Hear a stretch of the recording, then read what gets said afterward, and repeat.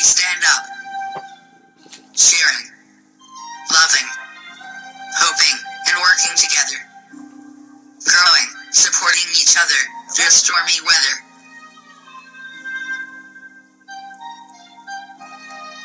Making leaps and bounds through advocacy. Spreading joy and awareness for all to see. There's no community without you and me. We stand on the shoulders of giants. We build each other up. We expand our networking and resources. We never give up. We stand for what is right. We never go down without a fight.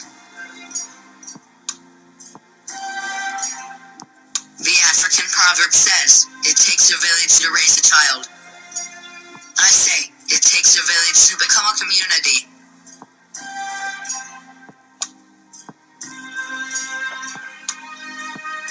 So community, please stand up.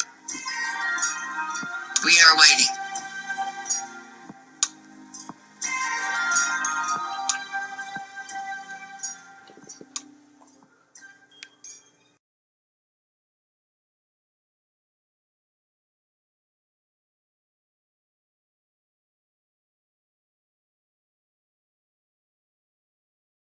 Sometimes you need to get knocked down before you can really figure out what your fight is and how you need to fight it.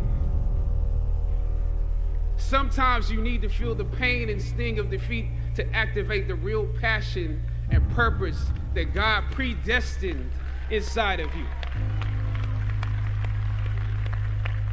God says in Jeremiah, I know the plans I have for you.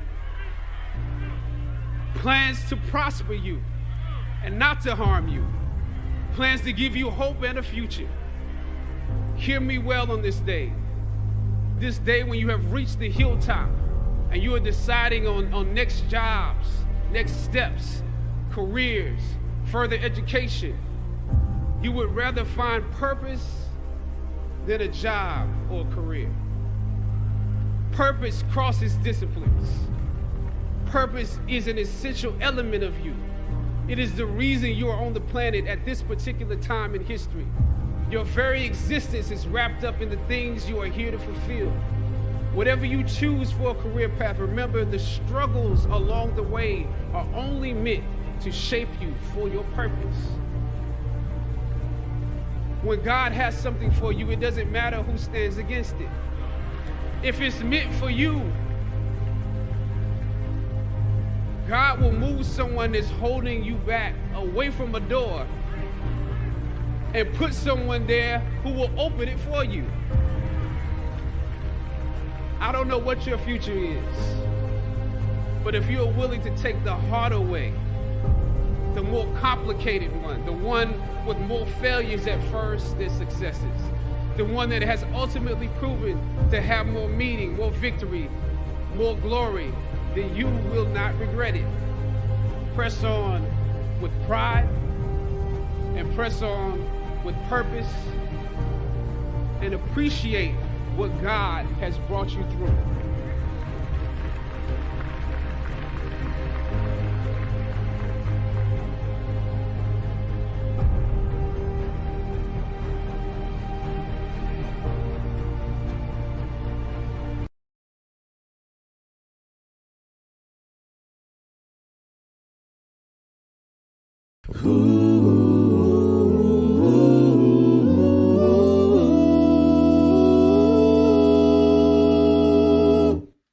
Two, three, four. I was born by the river in a little tent, and oh, just like the river I've been running ever since. It's been a long time coming, but I know a change gonna come. Oh, yes it will. It's been too hard to live it, but I'm afraid to die, 'cause who knows what's up there beyond the sky. It's been a long time coming. I know, but I know a change gonna come. Oh, yes it will. And then I go to my brother, and I say, brother, help me please. And he winds up knocking me back down on my knees. Whoa, there been times that I thought, whoa, I would last too long, but now I think I'm able to carry on. It's been a long time coming, but I know a change gonna come. Oh, yes it will. Oh, yes it will. It's gonna change. It's gonna change. Oh yes it will.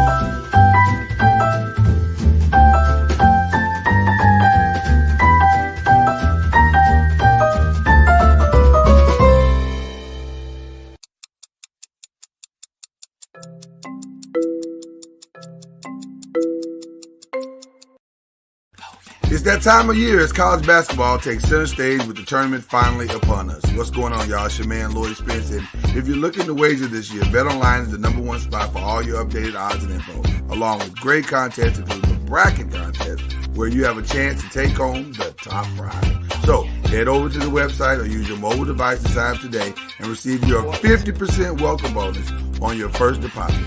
Just use our promo code BELIEVE, BLEAV, to get started. BetOnline is your continued source for all your sports wagering needs, including live betting and your favorite Vegas casino games. It's BetOnline where the game starts. Happy March Madness.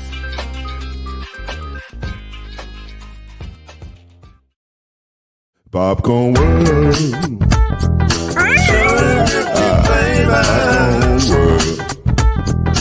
Popcorn World. Yeah.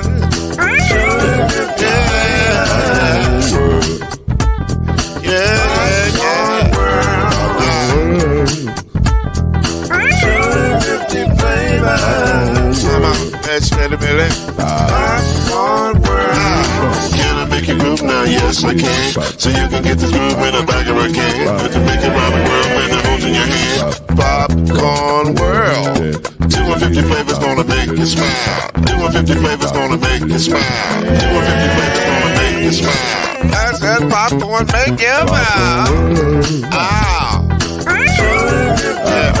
Popcorn world. Popcorn world. Popcorn world. It's a popcorn world. The popcorn world.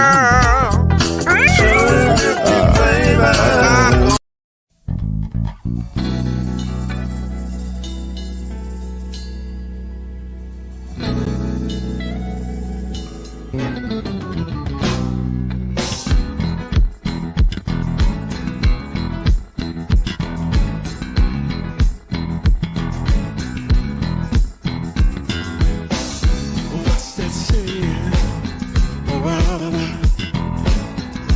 Breaking down the rumor, I'm smiling now.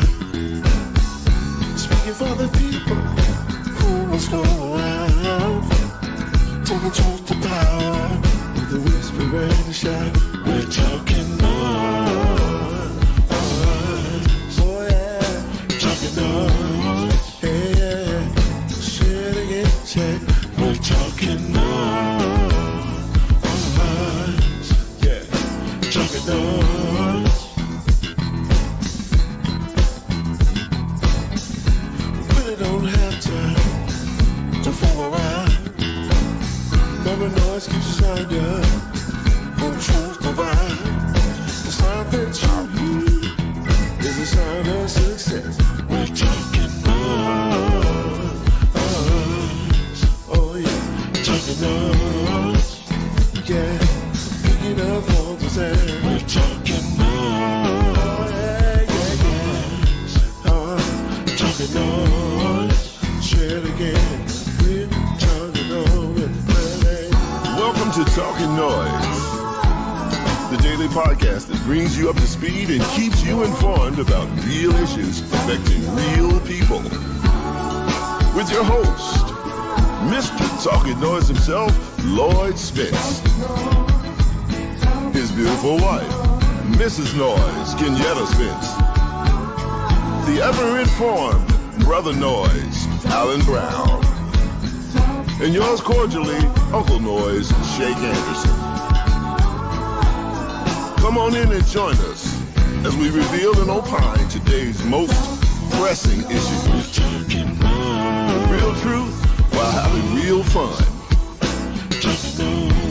Talkin Noise is in your house right now. So sit back and enjoy Talkin Noise.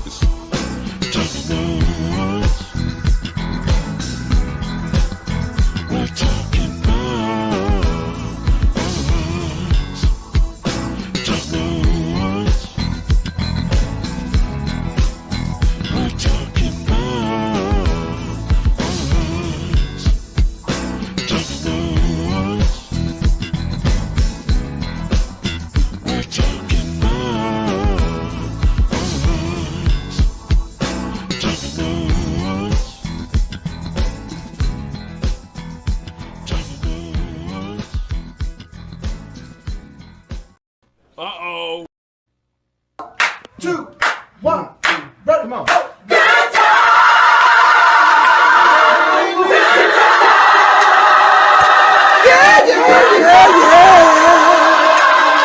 We're ready to serve. Not getting closer.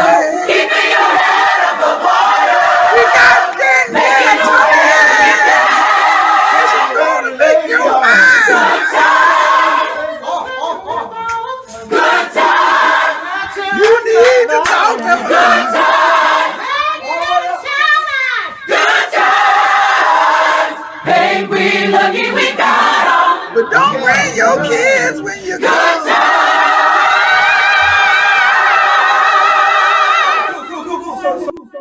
Yo, what's going on, good people? Good morning. We are excited to be here today. This is going to be a show, I think. You know, a lot of times in production, you kind of, or in pre-production, you kind of know when you got you one, and this feels like we got us one because of just the nature of what we're going to talk about. And Danielle Thomas is here. So anytime Danielle Thomas is here, there's no failure in the show at all. Like, it's going to be good. But this is going to be one of them ones where I feel like we get to talk about some stuff that people don't talk about enough. And I want to start, first of all, welcome, Danielle. It's good to see you again. As always, you look amazing. Thank you. And you look pretty and happy and in a good place. So that's always nice. Thank you. I appreciate it. So now I want to start in a very strange place because this is very unexpected. This is not where we were going to start today. I'm going to start by saying that because I was going a whole different route. We were going to talk mental health, but I was going to go a whole different route. And somebody has been telling me all week, people have been inboxing me all week, yo, you got to watch this Michael Beasley episode of the Pivot podcast. I was like, okay, I get to it. And then, the Lord will speak to you. And right before the show, the Lord said, you need to watch this episode. So I watched it, and I won't lie to you. I was down here fighting back tears because I'm like, oh, my God. You think you understand something or you grasp it, and you don't. You don't have a clue of what's going on. I can't play the whole thing. It's 45 minutes long, but I don't need to play the whole thing. I only need to play like 30 seconds. So if y'all will indulge this show for 30 seconds, I think it's more than worth it. I'm going to play a statement that was made, and then we'll give context to it for ourselves and Danielle. Individual stars. So that everybody understands exactly what this moment means and why it's so critical to the discussion that we're going to have today. And here it is right here. This is Michael Beasley talking to the Pivot podcast, Fred Taylor, Shannon Crowding, and Ryan Clark about where he is in his mental health and where he is really in his life. So here we go. I had to figure shit out.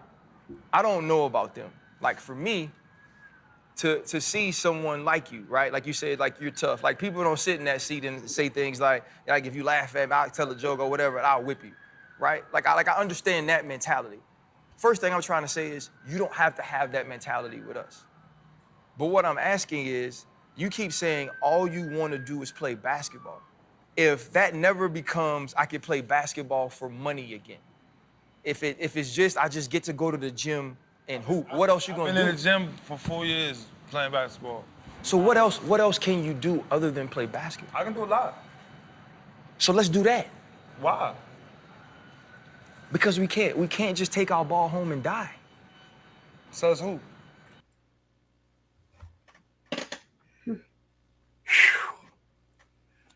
So I had been watching for the whole 34 minutes and 53 seconds up until that moment. And the moment he said, says who, I took my breath away. Because here's a young man, and if you know the Michael Beasley story, I'll sum it up in about 30, 40 seconds for you. Here's a young man, supremely gifted in the area of basketball, was unaware that he was that gifted, was pimped out by high schools all across the Washington, D.C. area to win state championships, but was living in abject poverty, being evicted from his house, mother working 3 jobs, could not make the ends meet, no father in the home, drug-infested neighborhood, every negative that you can possibly think of. Gets somehow, in the midst of all of this chaos, manages to get to Kansas State, play ball, manages to get to the league with this supreme talent, and has spent a career vilified and being said to be a drug abuser, a drug user, a bad seed, a malcontent. And to hear him tell his story, and I encourage everybody to go back and watch this podcast. It'll blow your mind. You listen to him talk about and he just kept saying the whole time, and I'm getting emotional just thinking about what he was saying because it's really a tough conversation. He just kept saying, I just wanted to play basketball. I just wanted to play basketball. And it wasn't the kind of, I just wanted to play basketball because I'm trying to make millions of dollars. It was a kind of basketball, I just want to play basketball because of what he said at the end. If I don't play this game, then I'm going to die. He's 33. And he's saying, I want to go out. He kept talking about, I'm going to die at some point, but I want to die on my terms. Well, wait a minute, bro. You 33. Like, wait. We ain't even got to the death part yet. We're trying to figure out how we can take this to another level of your life and become substantial. And that ain't where he's at. And he's been made to be a laughing stock. He's been made to be and made to be not just by the league, but by his peers, like some of his peers. The dude played on the team with Kevin Durant. He considers Kevin Durant a friend. And he said, and when they asked him, who do you have in your life that you can talk to? He said, nobody. No, there's nobody. He literally says, I go play basketball, I go back home to my house and sit in the dark. It was one of the scariest things I've ever heard a black man say. And more importantly, it speaks to some systematic things in our society towards mental health that I think we're not really taking a look at. Like, we're not even acknowledging this reality of perpetual cycles where we think everybody can pull themselves up by their mental bootstraps, and that's not true. It's just not true.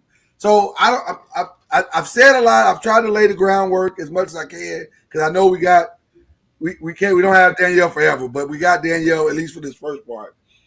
But I want to just start there and say, number one, are we missing the necessity of bombarding our communities with people like yourself who can talk us through systematic trauma? Are we missing that? Like, is that way more critical than we're acknowledging as a culture? Well, I think the culture is acknowledging it slowly. I do think that. I think that Black people are jumping on board. We may not call it therapy. We might call it counseling, life coaching, whatever, but we are talking to somebody now more often than we were. But I think there's a bigger issue that we have to address before we can address mental health. Because if you have addiction, how can you ever become mentally healthy? This young man clearly was under the influence or coming down from being under the influence during this interview. Just in that little clip, I could tell he wasn't in a sober mind. So his statements may have changed or may not have changed if he were sober. But in that particular clip that you showed, he was absolutely not sober. You can't even get a person to think clearly when their mind is under something that's mind altering. So that's kind of where, and they do go hand in hand, addiction and mental health. It goes hand in hand. What comes first? It depends on the person. Sometimes drug addiction, alcohol addiction, gambling, sex addiction, whatever type of addiction may be how you cope with the mental health issue. But sometimes the mental health issue comes because you're using those substances. So it really depends on the person's dynamic when somebody like me is meeting them. Honestly, I think that we have a bigger issue in our community, and it's the drugs. The drugs is definitely influencing our people from being able to see that there's a problem that needs to be addressed. But do you think it's a chicken and an egg situation? Like, yeah, I do. I'm on this drug because I can't cope. Like, I don't know how to cope. I don't have the tools. Or absolutely, yeah. And I think it's what he said that, and I'm paraphrasing, when the interviewer asked him, well, you can't go to sleep and take your ball with you or die or take your ball with you. And he said, well, why not? That spoke to me because I thought about when I sit with my clients, I teach my clients how to replace some of the negative behaviors that they don't like with something more positive. But I certainly don't just take away the negative without teaching them something to replace it with. So essentially we're saying, hey, you can't make basketball your life, but if basketball has been how he's been able to cope with whatever's going on, and you're saying you're doing it wrong, but you're not giving him tools to learn how to do it differently, you're literally taking away his life. And that's what he's saying. You're literally taking away the one thing that I'm surviving for. You take that away. Yeah, I don't care if I'm 33, my life is over.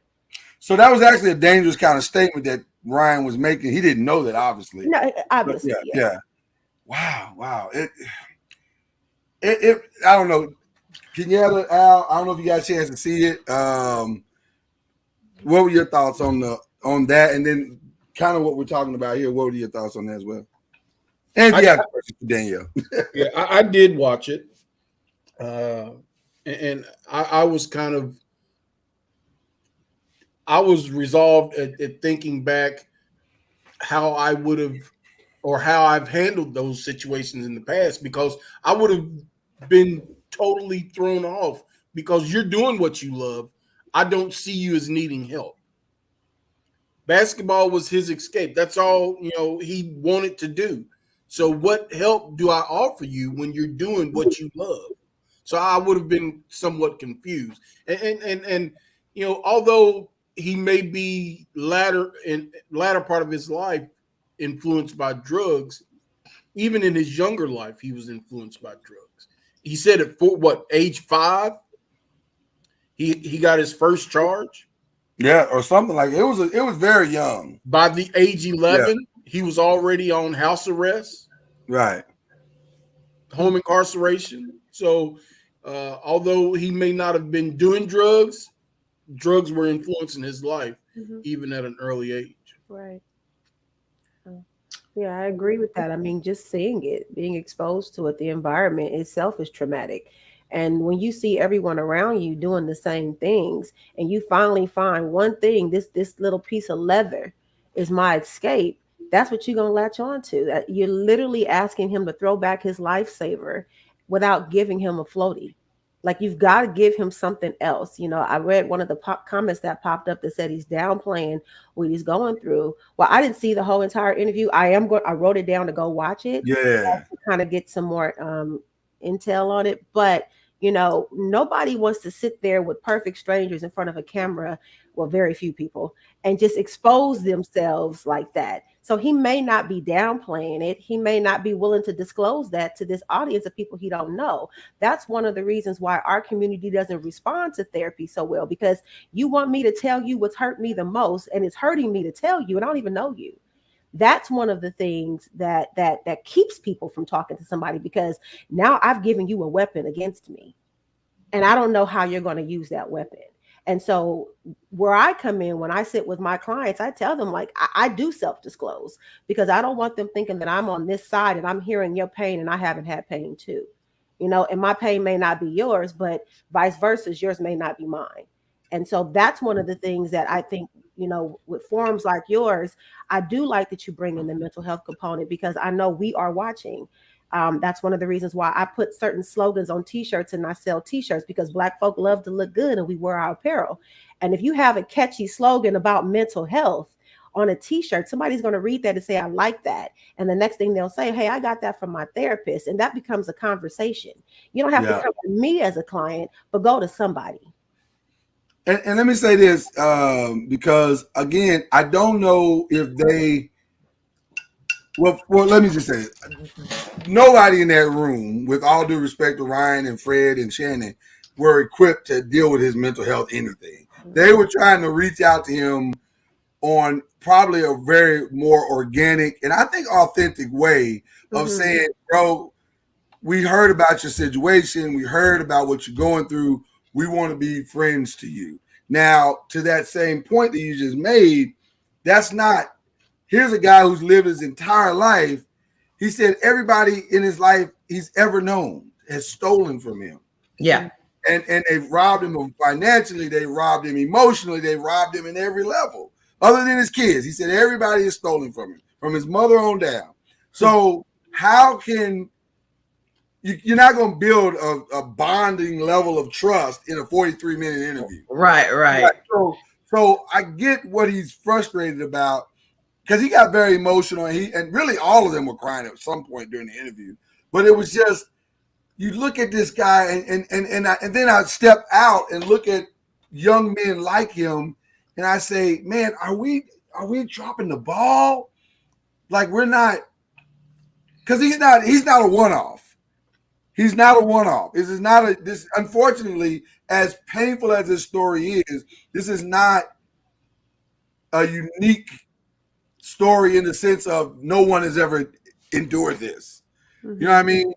And so I wonder, just listening to him, are we the ones dropping the ball? We who, and I say we as black men who are a little more, maybe we've dealt with some things in our lives and we have some mental stability, some measure of mental stability, and we can maybe go back and help. I wonder if we are dropping the ball on that, Danielle. I don't want to say dropping the ball like it's something that you know to do and you choose not to.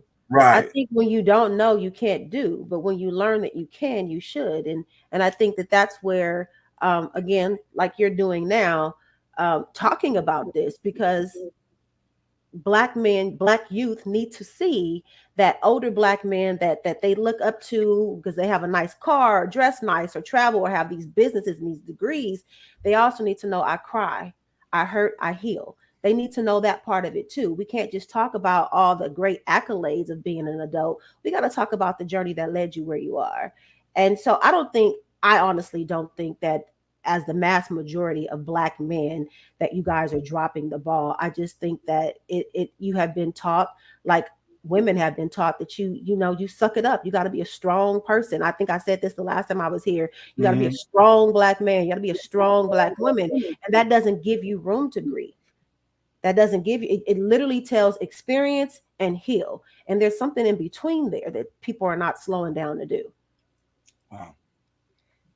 Yeah, what are your thoughts? You saw it as well. What are your thoughts? Well, all I could hear was the hurt.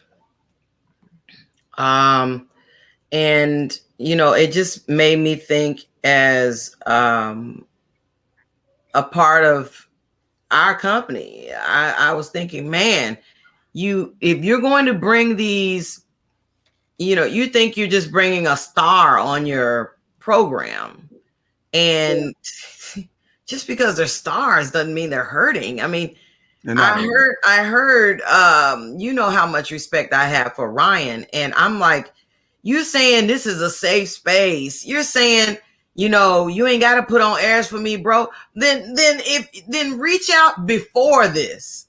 If you notice this, reach out before this, before you put him on the show. And then, you know what I'm saying? But I don't know if they knew though. Like I think they kind of knew his story, but I don't know if anybody. Listen, I've been watching Michael Beasley for 20 years. I didn't know any of that stuff. So I knew he had the relationship with KD. I take that back. I knew some. I knew he had the relationship with KD. I knew it had some trouble or some challenges in the league, but I didn't know his story. I had never heard him tell his story, and it was really. I gotta say, it was stunning, and so I don't know. I'm really conflicted today, Danielle, because I'm watching that, going, well, okay, what am I missing that this is happening underneath our eyes or in plain sight, and we're not seeing it? Well, it's funny. I was just now reading the comments, and one of your listeners said that this generation is in trouble. And I'm paraphrasing. However, I don't think it's this generation, my mother and father's generation, and generation beyond them. We've all had the same issue where we don't talk. And it came from them and stemmed over into us. Like, I mean, how many times, I know I've heard it, how many times you see a little boy crying, you say, suck it up, stop crying, get up and wipe off your face and keep going. My generation said that. My father used to say that to my brother. My grandfather used to say that to my father. So it's not just this generation. And I like to talk about how we need to stop saying that, because each generation has done it. This generation wasn't birthed into this world and all of a sudden this is how they act. We taught them this. So there's some accountability that we got to take why our generation is the way that, why this generation is the way that it is.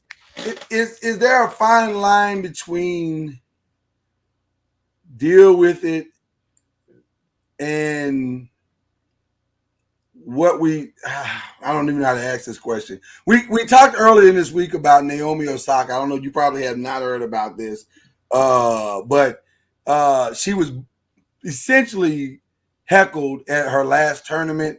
And have you heard about it? Okay. So she was heckled at her last tournament, and she broke down right there on the court, and you know, her mental health has come into question tremendously. And we, you know, the old school in us tend to say, and even me, I was like, okay, Naomi, this may not be for you right now. Like, maybe you need to go somewhere and deal with that part of your life first, because this is you're in a profession, much like Michael Beasley, where it requires a certain level of mental toughness. Like, it kind of requires that for you to function. So how do you balance the two, I guess, is the question that I was trying to get to. How do you balance that line between, I have to be mentally tough to deal with the negative aspects of my job, with I'm a human being and I live on the planet Earth and I have to live my life as well? Well, my statement would be very unpopular to the opinion, I guess. I think she should do whatever she needs to do for her and not care what the rest of the people think. However, when you're in the limelight and the spotlight is on you, you do make yourself more vulnerable to hearing that the world has an opinion about you. How do you prepare for that? You know that there's going to be something. You don't know what the something will be like until you're in the midst of it. Should she stop doing what makes her happy because other people are after her? No. Other people need to check themselves on why they're bullying this person. Other people need to check themselves on why they feel their opinion should have any merit on her happiness and doing what she loves and is good at doing. That's the problem. I think we need to shift what we're focusing on. Instead of telling her to toughen up, we need to back off. We need to learn some empathy. It's not about how can I come to tell you, oh, we're going to talk about this sensitive subject on your show and you better not cry? Why not? Maybe I should paraphrase or rephrase how I'm going to talk about the subject so that it doesn't affect you in that way. It's a crazy world that we live in, that we say, hey, be who you are. And the minute we do it, we say, oh, but not like that. How do you do that? Ooh, wow. Be who you are, but not like that. Wow. That is that's actually pretty powerful. I had a very similar question as our Ron did in the chat, is how do we get from suck it up, which is so harsh and lacks empathy, as you say, how do we get from that to learn how to overcome? It's what we're truly trying to what we're truly meaning to say, I think, is, hey, learn how to overcome, learn how to get over the obstacle or around the obstacle. But suck it up sounds so. Yeah. It does. I think about my own little 2-year-old grandson, and sometimes he'll fall, and we've taught him, get up and shake it off. You know, just get up and shake it off. And he literally would shake his body and get up and keep going. But I also had to tell my boyfriend, his papa, like, no, sometimes let me give my baby a hug so that he knows that there's balance. Sometimes you do have to get up and shake it off, but sometimes you might need that hug. I don't know how to find the balance, you know, because it's individual. My balance may not be your balance, and the next person's balance may not be theirs. I think that everybody just needs to take accountability for themselves. And however that looks, if we started to really take accountability for, I hurt, she hurts, and our hurt may not be the same, but hurt is still hurt. I think when people start understanding that, like one of your comments says, you know, it's a fine line between stop crying and deal with it, or just letting them cry on every issue. What if every issue is an issue she needs to cry for? Let her cry. It's her tears, it's her body. Why does her pain affect other people so much? Or anybody's pain? Why does it affect someone? That's the question that I can't get answered. Like, why does me being who I am affect you so greatly to where you feel? I think I have an answer, Danielle, because I think your pain and the way it affects you reminds me a lot of times of my own pain and the way it affects me, and I don't want to deal with my pain.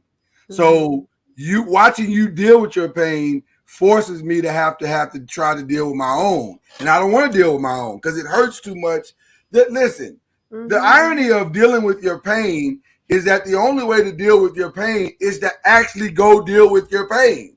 And if you never go into that fire and reconcile all of that issue and trauma and what it means, and it costs you the tears and it costs you the mental anguish and all of that to get to the other side, then you can't get to the healing. And so a lot of us don't want to do that kind of work. We just don't want that experience. Well, I find when I sit with Black people in therapy, and I have to say Black people because dang it, Blacks. I'm sorry, I'm just kidding. My non-Black people, they're a little bit different. They not better, not worse, just different. But Black people, and I feel it because I'm very similar to this. I don't want to talk about specifics of what I went through. I want to let you know that, hey, this happened to me and this is how it's affected me. But I don't want to give detail about what I went through. And I don't think people should have to, because you're literally reliving what you went through. So, hey, I was whatever I was. And because that happened, this is how I respond. And this is the lens that I see the world. And this is how I interact with the world. But to have somebody give you the A through the Z of what they went through, who wants to relive that? Right. Because the brain is going to literally make you respond the exact same way of remembering it as it did when it happened to you. Why would you put yourself through that? So I personally, as a therapist, I never have my clients talk specifically about what they went through. This happened to me. And because this happened to me, this is how I now see the world and engage with people in the world. So is that improper counseling when they ask you to tell them from A to B? I don't want to say it's improper counseling. Every client and every therapist will be different. Some of my clients want to talk about the specifics. They really want to go through it. But okay. I think that they have a misconception about what they're supposed to do in therapy. So my first session, I tell them, we don't have to talk about anything you don't want to talk to.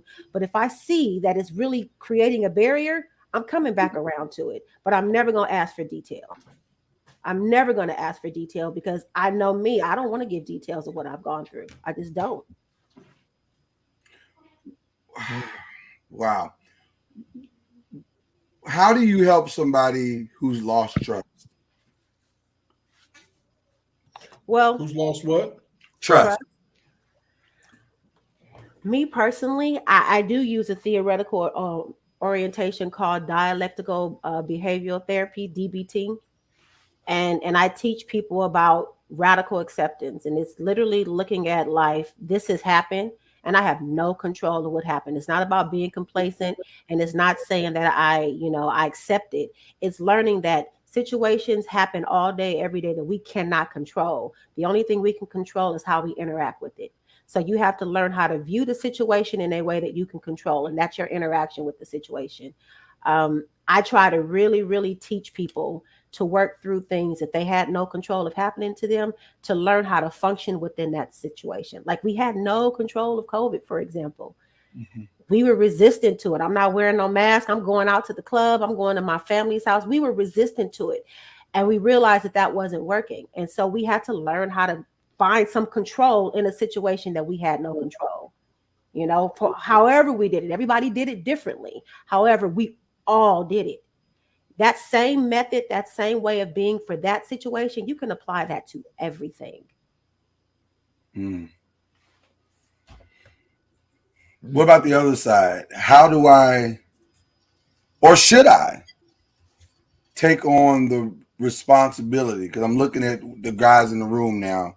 Should I take on the responsibility of being someone's like savior from the pain that they've experienced? Like that's when those guys were reaching out so vehemently, it made me go, okay, but do you understand what you're putting yourself in position to do?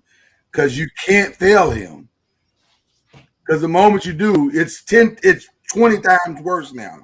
Go ahead. See, I ask myself before I even want to, am I equipped to take this on? You know what I'm saying? How many of us, like, let's just stick with Michael Beasley's situation.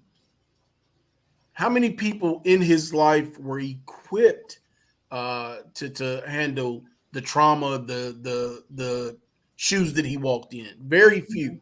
Yeah. Very few. So, it goes back to what I said earlier. How could anybody identify his need if the perception they have is he's in his happy place. Mm-hmm. So you have to be qualified. And he said himself he didn't trust anybody. Yeah. Everybody had stolen from him. Yeah. He was pimped out from 7th grade, probably 6th, 7th grade, all the way through. Wow. So why are you going to this guy on the bench asking him, because he don't trust a financial advisor. So he's asking other ball players or other entertainers, hey, what are you doing? I'm not gonna take my car to Lloyd to get the engine rebuilt. No, right. Don't do that. So, and we do that as a culture. We do that as a society. We won't seek professional help, but we'll web and did. But oh my God, yes. But Danielle, I want you to answer this in addition to that question. One of the things that just really ripped my heart out was when he said in the interview, I reached out to Al's point, I reached out to so many people for help, for answers, for this. And they mocked me, or they made me feel like I was crazy, or they made me feel like I was whatever. And now I don't have anything left for that. Mm-hmm. So when these three guys show up and say, well, we'll do it, how dangerous is that? While it's noble in some aspect, how dangerous also is that? I mean, it's dangerous if they don't know what they're walking into. But rule of thumb is you cannot work harder for someone than they work for themselves. And so they can go in and try and help him, and they may actually have the forum to get him some real help, mental health, addiction, housing, financial assistance, the whole nine. They may, but if he firsthand is not equipped to do the work, they can give him every resource in this under the sun. It's still not going to work. He has to be willing to take that first step, and that's the big that was my point initially, saying until you address his addiction, you can't even get the rest to work right, because he's seeing and dealing with everything through an addicted mind. Now I was just I know we got to let you go. Oh, I don't want to let you go, but but you went right to addiction. What? How were you? Well, obviously because you trained, but listen. What? Why addiction? Why do you think it's that level? Like you didn't tell, like you locked that down pretty fast. His body language, his speech was slurred, his facial expression, his eyes. He was clearly either coming off of being high or really, really inebriated from the night before, or he got high before he went on. He was his whole entire demeanor was under the influence. I get clients coming to sessions all the time under the influence. Did any of you catch that? Like Al, did you or Mama Noise, did y'all catch that? Because I didn't get that. I just thought he was. We were so busy listening to the hurt. I missed all of it. We weren't able to zoom in on that. But also with Michael Beasley, that majority of his day is spent baked. So I don't know who he is, to be honest with you. I study body language. I look at people's nonverbal communication, because oftentimes that's the truth. Words lie, but the body language, you can't lie most of the time unless you're just this crazy CIA trained professional. So, but his body language was very indicative of him being under the influence. And so then I started paying attention to his face. He couldn't keep his eyes straight. And that's why you are our mental health doctor. He's so funny. It's that type of stuff. I'm really glad that you didn't know who he was, because that makes the diagnosis just that much more authentic. Because it's like you don't know this dude from a can of paint, but you like, oh, that dude's high. Yeah, I'm going to go watch it now. My brother, sidebar, little self-disclosure, my brother was a professional basketball player, but he played for the American Association of Basketball in Nice, France, Greece, and a couple other countries. Mm-hmm. And when he made the decision to stop playing, he went through a major bout of questioning. And I don't want to call it depression because he was never clinically diagnosed with depression and I wasn't a therapist at the time. But I know I saw my brother's very outgoing, bubbly personality kind of come down to a very low place that I had never seen him in. And my brother, just giving you a picture of him, he's 6'11", about 240, 250, and his hands can palm a basketball. He's really, really a big dude. When he had to stop playing basketball, it shattered him, and now he's very successful in the corporate world. However, he's still trying to figure out how to get back to doing something when it comes to basketball, because that was his passion. That now at 41 years old, married with 2 children, that is still his passion. So we can't expect this man, Michael Beasley, to not do the one thing has always been his passion, because other people are saying, hey man, you got to figure something else out. Well, maybe he does need to figure out something in addition to that, but you don't take away what the man's passion is. You're looking to make him go down a rabbit hole.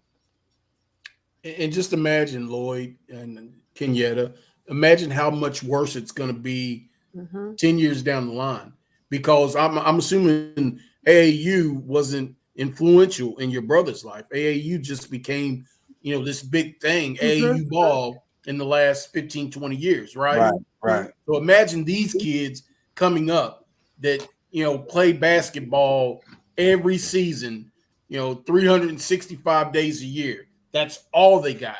They have absolutely no downtime from basketball. Oh, Danielle, Thomas, we need like a week. I mean, listen, we gotta get you back. We gotta get you back. Damn my clients for needing help, and I have to have a they don't get all that. No, just kidding. Thank you so much again for popping in, and we obviously we're gonna do it again. I'm sorry it took so long. I'm just trying to get my life right. That's all. No, we need listen. We want your life right. We want your life right. So that's all right. But thank you for popping in. We're gonna do it again and have you back. You've given us a lot to consider and to talk about today. So thank you very much. Okay, thanks guys. Have a good day. Thank you, Danielle. All right. Now. That's so good. I didn't catch that high thing at all. At all. Wow. And she was like, oh, he's high. I was like, huh? Wait, what? But I can see that though. I can actually definitely see it now. Yeah, I can when she says it, I'm like, oh, okay, yeah, I can kind of see that. So, but I don't think that takes away from what he said either. Oh, no, not at all. Oh man, there's so much. It was so emotional. I came in the room when you were listening to it. I'm going, who is he talking to? That is, I could just feel the weight of this guy. And I've listened to many of podcasts, many of conversations, many interviews, but I was like, the weight of this person they're talking to, it was like, man. And I mean, it was like he was bearing his soul. So you said something that I want to go back to that is a little bit the same but separate from this conversation, but it's equally as important. And I want to ask you and Al about this. Okay. Because you said maybe they should have reached out to him before. Which I don't know. So I'm looking at this from our perspective now as owners, as journalists, as podcasters is what we are. Mm-hmm. I don't know how you vet that situation. Like you can vet it to a certain extent. Like we know, like Al and I who know who Michael Beasley is, we kind of are familiar somewhat to his journey and the challenges that he's had to stay in the NBA. He has had a very, to say the least, he's had a very challenging NBA career because of substance abuse, because of the perception of what kind of player he is. Oh, he's lazy. Oh, he's this, he's that, or whatever. But when you pull back the curtain the way that he did today, or in this interview, you go, well, damn. Okay, now all of that makes sense. he's self-medicating. He's trying to figure out how to stay functional, and his drug of choice is marijuana, or or whatever the drug is. So I don't know if I fault Ryan and those guys for because you can look at it and say, well, were they putting them on blast? And like you said, it's a safe space, it's a safe space. Well, but it's still a space where you're going to air it, and you got almost 400,000 likes and views. So that part doesn't change just because it's a quote unquote safe space. I don't know. What do y'all think about the that's a tricky thing, man. I don't know what to think about that part. Because you don't know what you're going to get in the interview. Yeah, but you guys said y'all been knowing Michael Beasley for all these years or whatever. You're saying you didn't know that he was a troubled individual? Not like that. I had never, ever read anything or heard anything about him leaving basketball at the age of 11, getting back in. Notice I said getting back into the street game, because apparently he was in the street game before right 5th grade. So, but he left basketball for 3 years to get back in the street game, and then decided to come back in the 9th grade, or at the age of 14. That's when he started playing basketball again. Had no idea his first charge on his rap sheet was at the age of 5. Had no idea at the age of 11 he was on house arrest. Never heard that. And in all in all reality, why would we? Because that's not what we're sold or told from a consumer perspective. We're told he's problematic, he's lazy, he's uninspired. I've heard that. I've heard all kinds of things about him as a player. I never equated those things to the journey by which he has endured in his life, which brought me to that question. I said, man,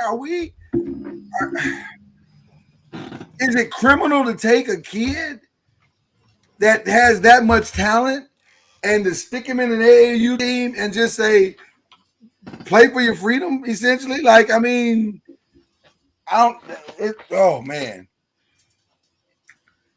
These kids, and like you said earlier, this is not a one-off. This is not an isolated individual. Our young men are being these kids harvested like that forever. You know what I'm saying? Yeah. Harvested. Sean says, Ryan said, I thought we were going to basketball. If you notice, Beasley never really took any response for anything that has happened. He offered some good advice, but he turned all of it down.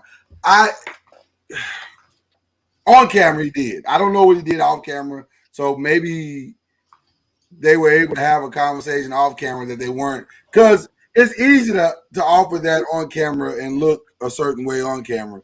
But the true measure of it all is going to be what they do when the cameras are turned off, and it's just literally the four of them having that conversation. So I don't want to say that they rejected it completely, because I don't know. Honestly, don't know. But cuz you got a chance, did you get a chance to see a little bit of it or hear what we were talking about there? Yes, sir, I did. What are your thoughts about all of it? There, but for the grace of God goes I. We have to be very careful passing judgment on people as adults, because they do have a story from childhood. That's why I don't like calling people names. I joke on this podcast a lot, but I don't believe in calling women hoes. I don't believe in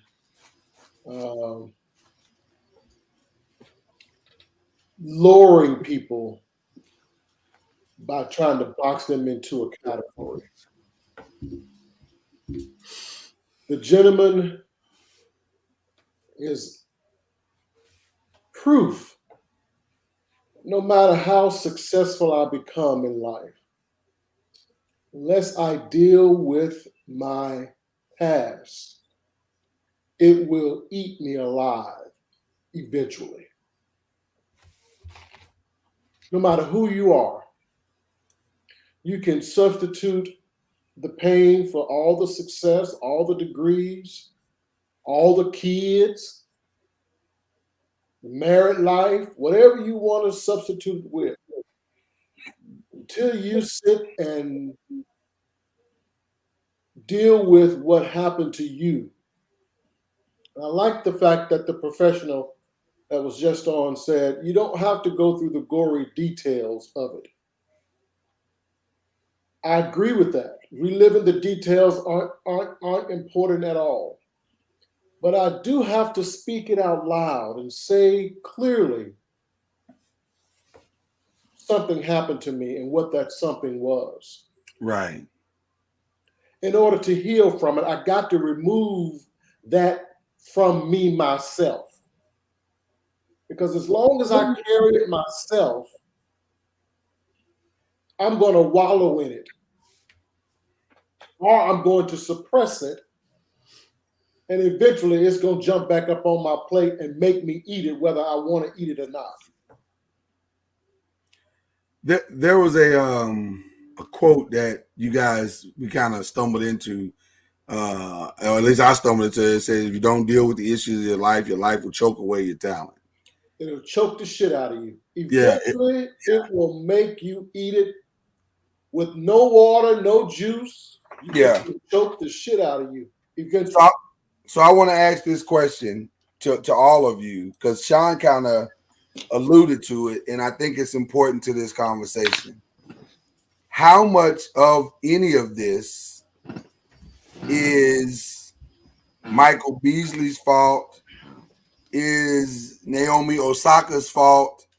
Is Russell Westbrook's fault? Is Juicy Smollier's fault? I mean, I could go down the line. I keep going down the line.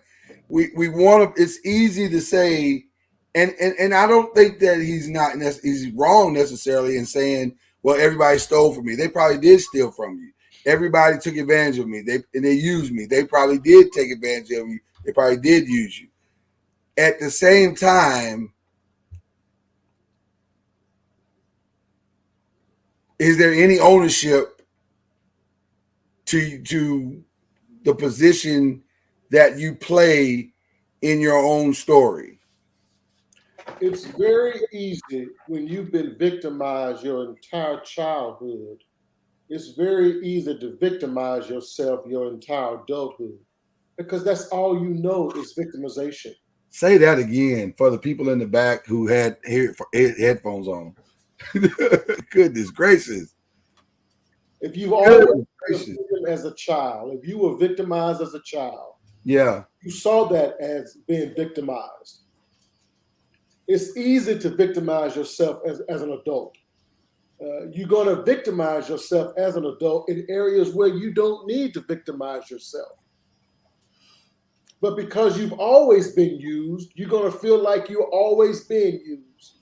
For lack of a better way to put it, Mama Noise, I apologize. And because you feel like you've always been fucked over, you're going to feel like you always going to be fucked over. But in listening to his story, you know, from a very young age, he was forced into a position to rely on people that he barely knew, didn't trust. Mom worked 2.5, 3 jobs. She sounds, from his story, sounds like she was only home maybe 3 hours in a day, you know, long enough to, right. So, you know, he said on her, some nights she'd get home 6, 7 in the morning. Well, she's on her way back into her other job. So there's a chance, and he didn't say it on the show, there's a chance he could have been abused as a child. You know what? Absolutely. You know what? I had the same thought. Because here's also the reality of those who become habitual drug users. typically they are numbing or attempting to numb a mental and emotional pain that they are refusing to reconcile, whether the pain is their fault or not, which makes your statement about victimization so powerful because you read it's what you know. well, and then you become the person re-inflicting the pain on yourself because you won't reconcile it to begin with. It's like you're taking it and now it's the crutches by which you walk through the rest of your life. Well, I did this. I had this. And it's like, okay, I got it. You went through this thing. But how long do you contribute that to the greater narrative of your story? It should be a chapter, not the entire book. Some people are turning their pain into a series.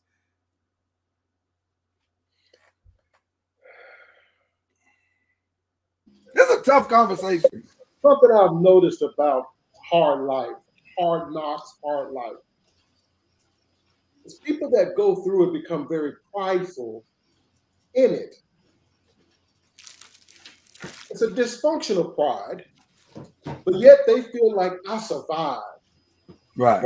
I am where I am because of all of my hard work, which is why he keeps going back to basketball, because he worked his ass off to get to where he was in basketball. He was a great college player. Very good. Yes. So he had to work to get there. And he feels like I overcame. Yet he really hasn't overcome because he hadn't really dealt with it. For him to sit there and cry, which is not a sign of weakness, but it does point to the fact that you haven't dealt with it. For him to sit there and cry about what he was talking about points to the pain is still there. Which is why it's so important to discuss it out loud. Get it off of your back. Would you, offer your, I'm going to use a dirty word for you, mentorship to him to help him to reconcile himself? Would you offer that? I honestly believe, and this is not, it sounds bad, but how do you say it?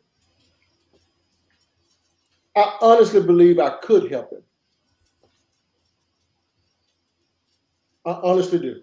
Mm-hmm. I honestly believe I could help him because I do have experience in that area of dealing with the trauma from your past.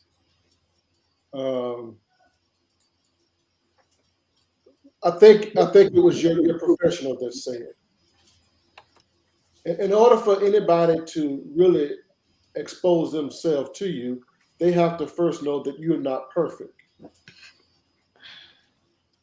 Nobody wants to sit down and talk to somebody that ain't never experienced nothing.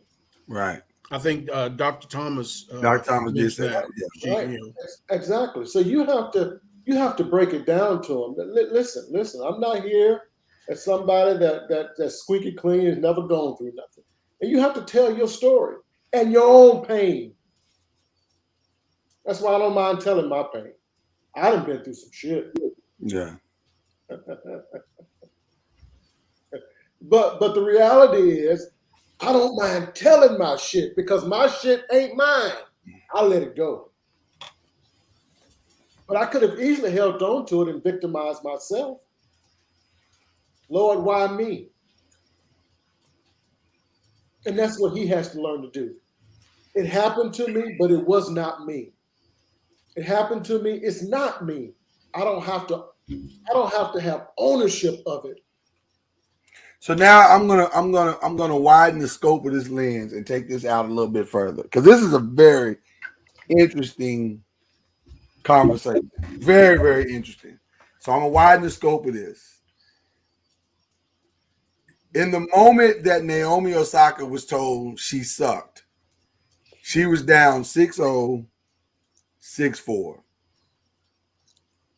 I know she didn't like hearing that from a fan that she sucked. It was probably wildly inappropriate to say to her, damn, you suck. But it doesn't change the fact that you were down 6-0, 6-4. How do you get somebody to move along the path from victimization to ownership?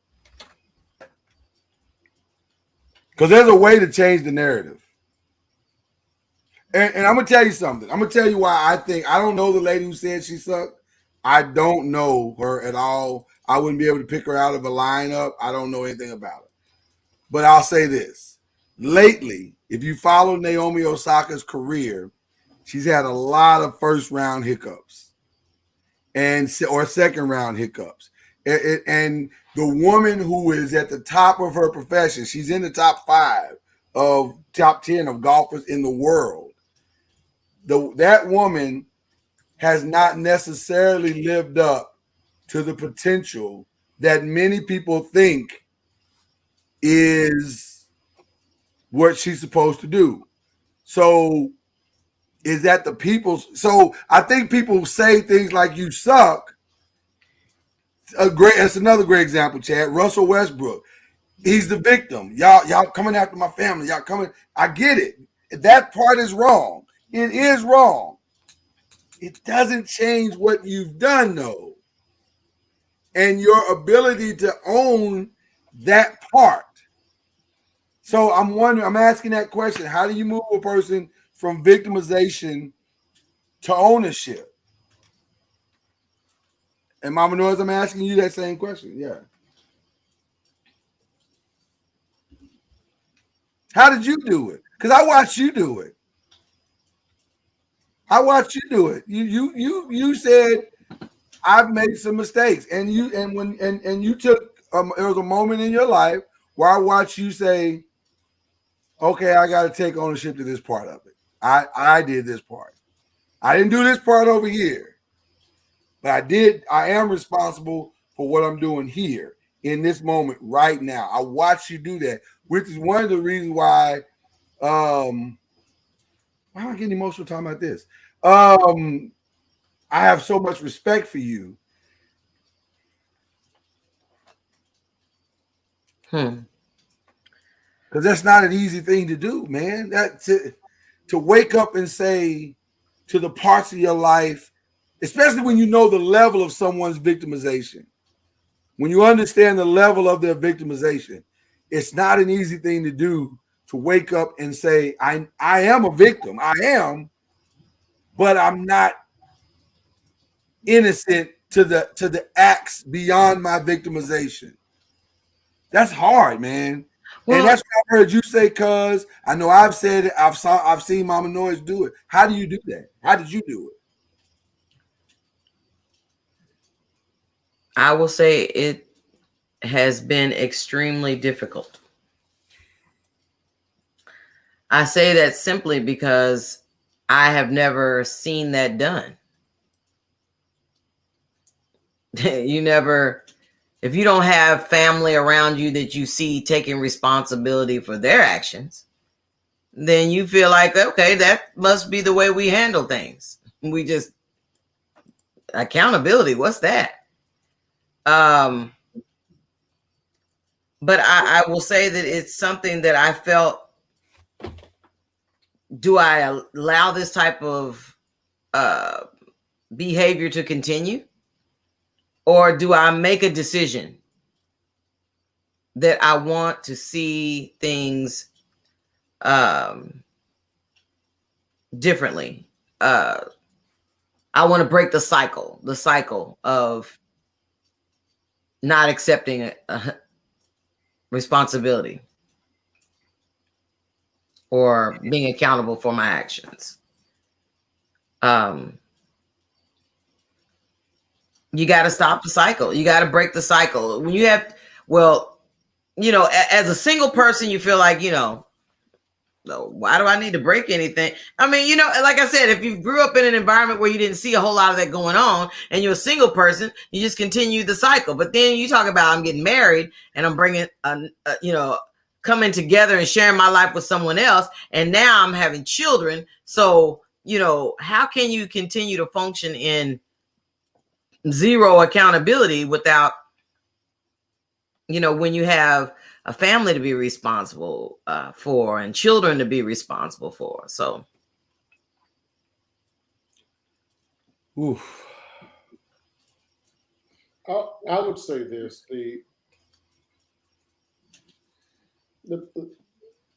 where we have it wrong is, you said earlier, when do we take ownership? Right.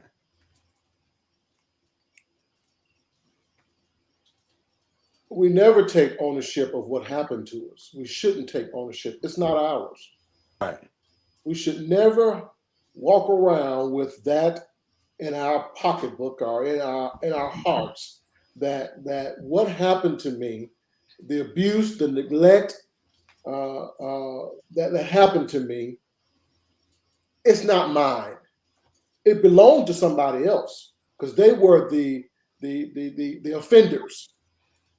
They offended me. It's not mine, though. I can let go of that.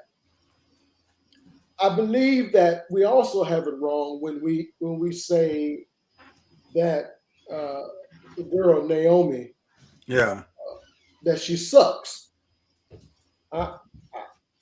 Listen, her play may not be up to par right now. She may be going through some issues to where she's having a hard time tunnel vision and blocking out all of that and staying focused on the game.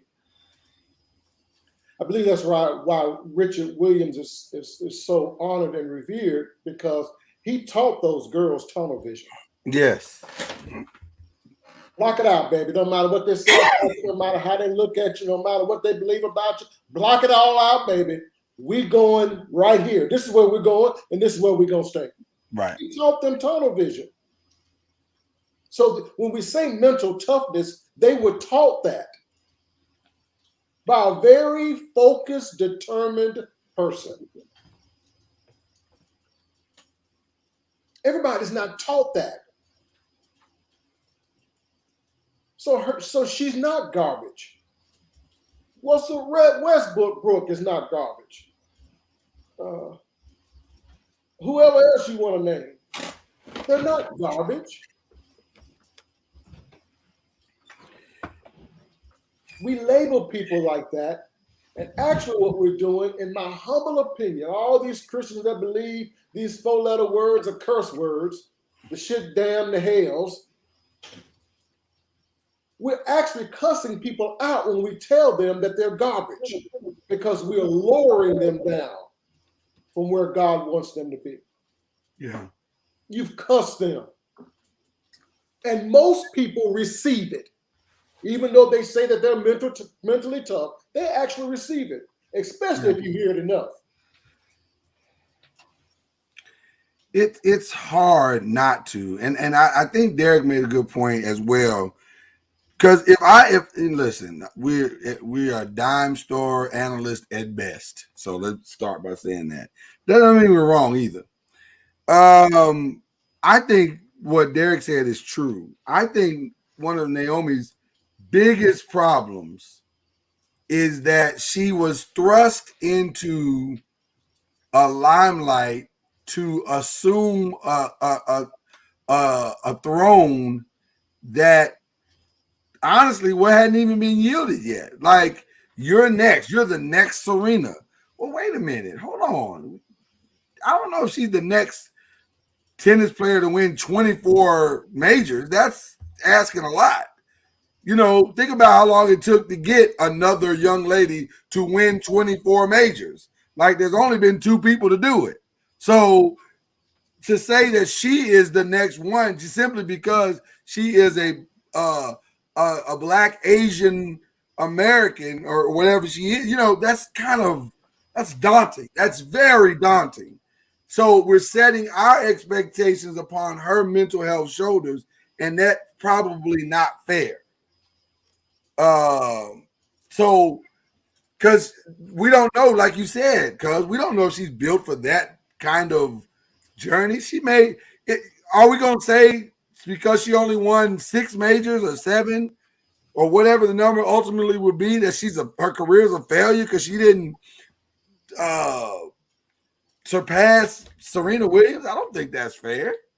So it's said by people who can't even hit the tennis ball. Right. It's mental toughness is not most people. Let me just say this. This is going to be kind of harsh to say, but I don't think I'm wrong. A lot of people don't have mental toughness. The ability to block out all and just perform, that is not. A lot of people don't have that. They don't have that. People don't have that at your job right now. The ability to block out all and to perform at a high level. A lot of people don't have that. Some of y'all can't go to work because and perform because you just got in an argument with your spouse or your kids are acting a fool, or it's mental toughness is not. But see, it's a taught thing. It's a learned thing. And oftentimes it comes from dysfunction. But we just talked about that this morning with Danielle. Is that we're taught that we were talking about how we're taught not to feel, right? And how, like she said, we need to dead that saying this generation when actually it's been generation after generation after generation, and I think it's just a facet of survival mode. Saying, listen, you can't fall apart. I can't tell you how many times I've told our daughters, so-and-so happened, so-and-so, and I tell them, wait a minute. You can't fall apart because one person said this or said that, or this boy said this or that. You got to learn to be able to go, well, I know he's not talking to me, and just keep on moving. But then when we teach them all of that, trying to stay numb to that type of stuff, then the next thing they're saying is, well, let them cry, tell them, we tell them don't cry, suck it up, you tougher than that, you got this, you ain't got to fall apart. But then on the other hand, they're saying, well, let them have some emotion, let them experience some emotion. So I mean, it's kind of like you in the middle. We come from the generations before us saying don't, and then the generation here forward is saying, well, what's wrong with a good cry? What's wrong with letting them pour out their emotions? So I mean, I can imagine the struggle that Naomi is experiencing. That if she didn't grow up with parents that are saying, you got this, shut them out, they don't know what they're talking about, remember what you was taught, or whatever. It just seems like mixed messages. I like what you're saying, and I like what Tara added to what you're saying. And I'm gonna make a truth moment myself here. In the words of Cuz Noise, it's a true story. It's a true story. I feel like I am very mentally tough, but I don't like that I am. This is an emotional show today. I'm just gonna say, for me, I don't know why, but it is. I don't like that I am, because my mental toughness has come through hard times and the necessity to have to either flight or fight. All of it has come through flight or fight. I'm backed into a corner. I have no choice. And I'm gonna tell you where I think I relate to Michael Beasley tremendously. And I saw myself, I think, in him. There's a point, there's a point in your journey to where you simply become numb to it all. And it's the scariest moment of your life because nothing moves you. Nothing. The thing happens and you don't know how to react to it. And then, and I'm gonna tell you something. I've kind of shared this a little bit, but I haven't shared it in the way that I'm about to share it. In 2006, I have mentioned on the show, I lost my grandfather, my mom, and one of my best friends in the span of 9 months. And my mental toughness did not prepare me for that. Yet, I tried to lean on my mental toughness to get through the experience. And I failed miserably because you can't lean on pain to help you overcome pain. That's not a thing. Like, you can't, that's not how this is supposed to work. Like, you can't lean on the pain of your past experiences to help you overcome new experiences.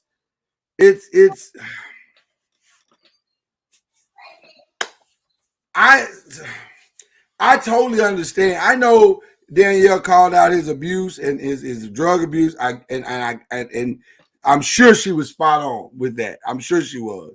But I'm gonna say this: I understand the medicating of that because it's, man, when you lay down at night, having had to be tough to survive, it's exhausting. It's exhausting. When you lay down at night, having to be tough for your mama, having to be tough for your family, having to be tough for all your kids, having to be tough for your spouse, having to be tough for everything and everybody around you, it's exhausting. And it's not easy. So I understand. And I think a lot of you listening right now understand what we're saying in that. It's overwhelming. It's overwhelming. It's overwhelming. And eventually, I think you hit a wall to where you don't have what it takes to push through that last thing. And that last thing doesn't necessarily have to be as tough as the 15 other things you push through. But it's just the fact that you don't have nothing left. You just overwhelmed, you're stuck. You just, I don't know. I hope I'm making sense. But it's absolutely. Yeah, it's tough, man. It is tough. It is tough. It is tough. The requirements that we have sometimes in the Black community to overcome and to keep going and to act like it didn't happen and to just suck it up, it's daunting. It's very daunting. That's correct. But we honor mental toughness. We want our kids to be mentally tough, and we want our spouse to be, a tough woman. We want to be tough. Yet, as human beings, I don't believe we're supposed to be as tough as we're trained to be, or we believe we should be. I don't think we're meant to be that tough. I'm not saying we're meant to be cupcakes. I'm just saying some of what happens to us that builds that toughness in us shouldn't happen to us. Right. Yet we carry that as a badge of honor that we survived it. I don't know. Go ahead. The people from the toughest cities in this country, the hardest cities to live in this country, they're very prideful in their city. Oh, yeah. But the reality is, you shouldn't have to live like that. Right. Yeah, realistically, yeah. Go on, Mama. I'm sorry, Mama. Let's go on. Well, I mean, maybe this is not to give them, credit per se, but it lets you know what kind of person you're dealing with. You know, you're dealing with somebody who's been through a whole lot of, a whole lot of those things that, like you said, that we shouldn't have had to, but at least you know what it is, the type of person that you're dealing with. But I will tell you, if nothing else, it helps you to understand the type of person that you're dealing with. I mean, I only until I'm listening to the things that you guys have said, I feel like a lot of my life, I've been numb to the point where, they're like, oh, there's, when you experience, especially in like relationships and stuff, once you've experienced so much pain or you've seen so much death and stuff like that, you just like, and it's not to knock the person that you're in a relationship with, but you like, I've just been through so much. I've seen so much. I've experienced so much. And it's so disheartening because you're thinking, man, the person that you love and everything, they don't deserve to have to deal with the person who's been through so much.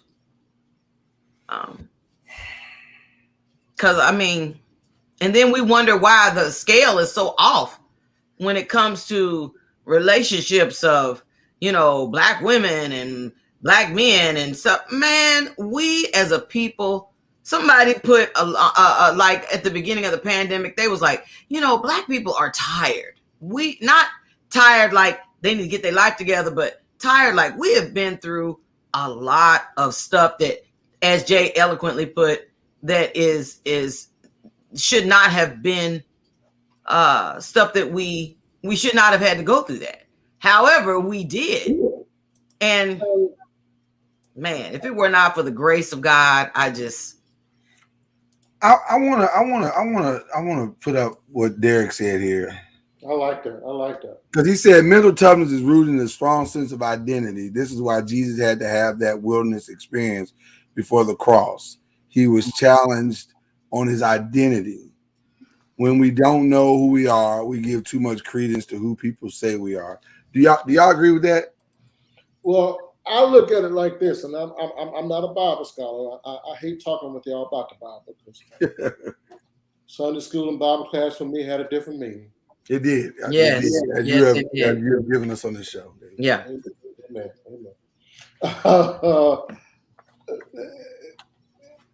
I believe if Jesus went through it, I shouldn't have to.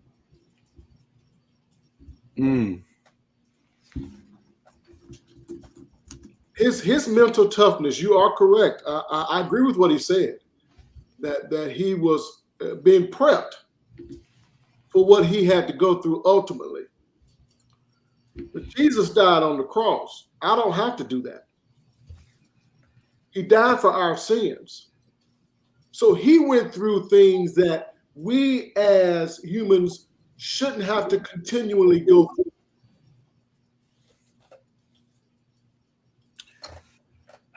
That's my belief on that. No, I don't disagree with anything that you just said. I guess the part of what he's saying that I'm struggling with, he says we all have a cross, cuz. The part that I'm struggling with is my identity being rooted and grounded in my ability to be mentally tough. So am I lacking identity when I have the inability to be mentally tough?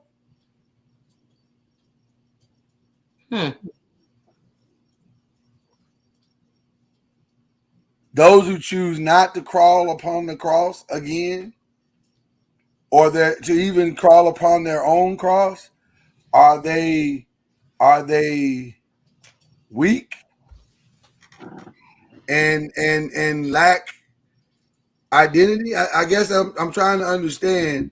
Man, I wish he had time today because I'd really love to have him. Deep conversation, deep.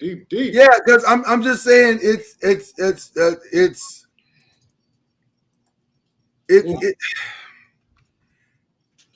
I think if I had to guess, I would say Michael Beasley might be mentally tougher than most. Oh man, there's no question. Because of his ability to keep still functioning at all through what I would dare say are horrific circumstances. I mean, all I could think of when I heard him was, like I said, pain. And all I could think of is basketball is his defense mechanism. It's his, when he says, you know, it's his all in all. And if he don't have that, he don't have nothing. Right. He's like, with basketball, you don't have nothing after that. If you can't dribble it, if you can't play it, you have nothing. That was a scary statement. That was his coping mechanism. Yeah. During those abusive years, during those neglectful years. Well, yeah, I could hear that. Okay, that's the only thing he could run to that was guaranteed, that he knew was not going to let him down as long as he kept giving it all his, you know, all the effort and everything. But I still was like, but see, I heard something different. I heard something slightly different. You're not wrong. I don't. Okay. Matter of fact, I don't think you're wrong at all. I just want to add to what you said. I also heard that from age 11 or 14, I have won a state championship on every team that I went to. Or I'm sorry, 11, I think he said. Every team that I went to, and they just kept bouncing me around to 7 different high schools. So if I'm winning everywhere that I go, because people are saying I have this thing in me that I can, or this thing that I have a talent in to do, then the only way for me to win and to keep winning is to be able to do this thing. Even if this thing doesn't lead me back to the place that it ultimately led me in the first place. I'm still winning, even though I'm not playing in the NBA. I'm still winning because I get to do this thing. It was really haunting to me to hear him say, I still play basketball. I have to play basketball. I have to. It was almost like the moment basketball is removed from my life, I lose. And if I lose, I die. Yeah. That's what it sounded like. But that was the painful part I heard. I just, like I said, I kept hearing pain. That's all I kept hearing as he spoke. You think about it. He abuse affects certain people differently. Yes. When I am abused, I have a couple of different ways I can go with it. Whether that was neglect or sexual abuse or physical beatings or whatever it was, I can either become reclusive, which is what he's done. He's protecting himself by staying at home. He's a grown man, but he's still that little boy that fears going out. Something happened to him. There's no other reason why a man would go home and stay home. After he plays basketball, he locks himself in home with his kids, significant other, whatever I never heard him mention anybody else, but I never heard that either. That's what he does, period. Or you can become self-destructive in your behavior. So what was done to you didn't push you to become reclusive. It pushed you to become more destructive of self. So I do it with the alcohol, I do it with the drugs, I do it with the partying, because I'm trying to now block it out with my activity. I believe that. Well, and then something I just heard you say, and I heard him say it, but when you said it, for some reason, it resonated differently. I go home and I'm reclusive with my kids, which sounds to me like if he doesn't find a mechanism to reconcile what he has gone through and is going through, then he is going to inevitably perpetuate this cycle upon the next generation and beyond. They will become what they see him as. And if he has a fear, and I don't even know if you could call it fear as much as it is, I don't know what to call it, intimidation. I'm not sure what to call it. Maybe it is fear. He's scared to death. Yeah, maybe it is simply fear. But I think he will perpetuate that, will unknowingly or knowingly, onto his seed, because he will put inside them an immediate distrust of others. Sure. Because of his own experiences. Sure. Yeah, I think that might even be appropriate as well, Tar. A phobia, maybe. Like it's don't trust those people. They'll steal from you. Don't trust those people. They'll use you. Don't trust people because they can't be trusted. Wow. They would either follow his path, or one or two would be resentful that he's kept them from. Yeah. Either way, their life is going to be having to deal with the dysfunction of being locked in the house, not going. Yeah, it's imbalanced. Right. Yeah, it's imbalanced, and I. So again, let's widen the scope a little bit more, and go back out and say, how critical is balance? And I'll get to that too. I know we all saw that in the chat. How critical is balance in this mental health journey? How critical is it?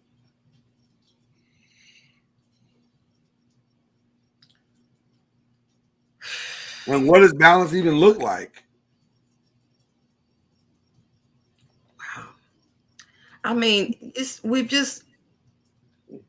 is like a gumbo. I mean, we've been taught not to ask for help. You know, we've been taught to be tough. Then when you try to talk to somebody, don't be taking what's in this house outside this house. It's like we've been told, roadblock after roadblock now, and then counseling is a sign of weakness. Well, man, that's a lot. And that was essentially why I asked the question to Danielle the way that I did. Like, are we failing each other? Because, man, we have really did a number on counseling and mental health in the Black community, to the point where the stigma that's tied to it is so, God, you crazy. You stop being crazy. I mean, we've done, and I'm as guilty as everybody. I am as guilty as everybody, but I'm gonna do better. I have to, because I can't let my people and I can't let my family think that everybody in the world is just crazy. Listen, that's a good way to put it. Let me say this. True story.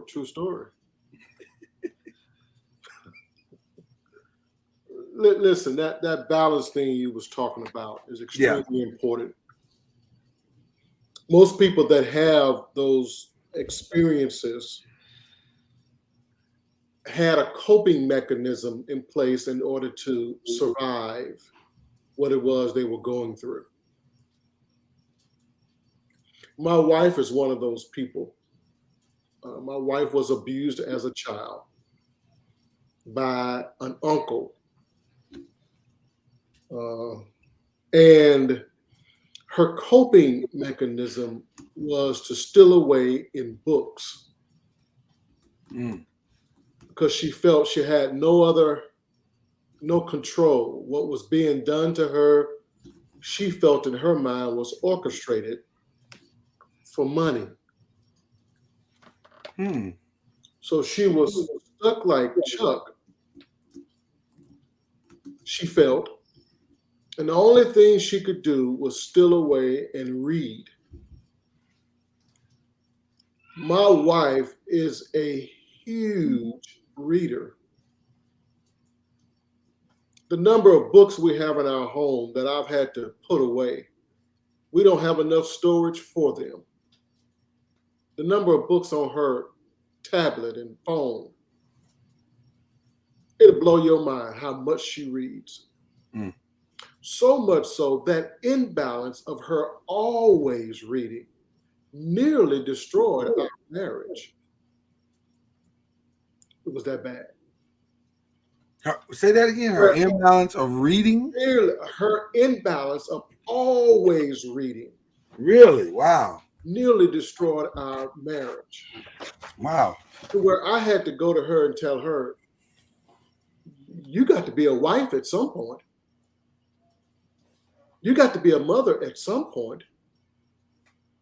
You can't just read all the time. Woo. Well, let me tell you this. She's passed that on to our daughter. Reads all the time. Now, people always say, oh, it's such a good thing that she loves to read. It's such a good thing. Well, there has to be a balance. Wow. Wow.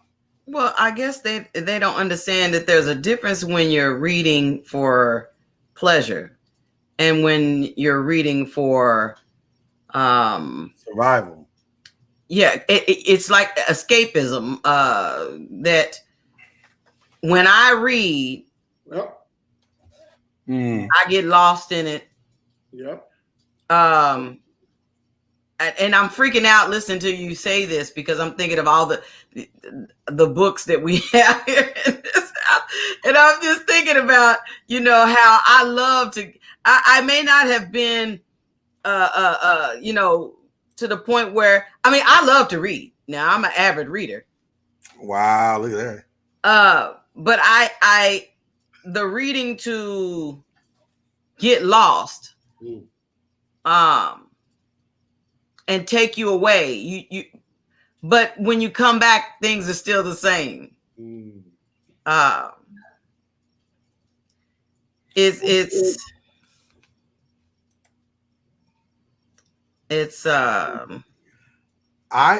think, oh man, this is a heavy show. Wow,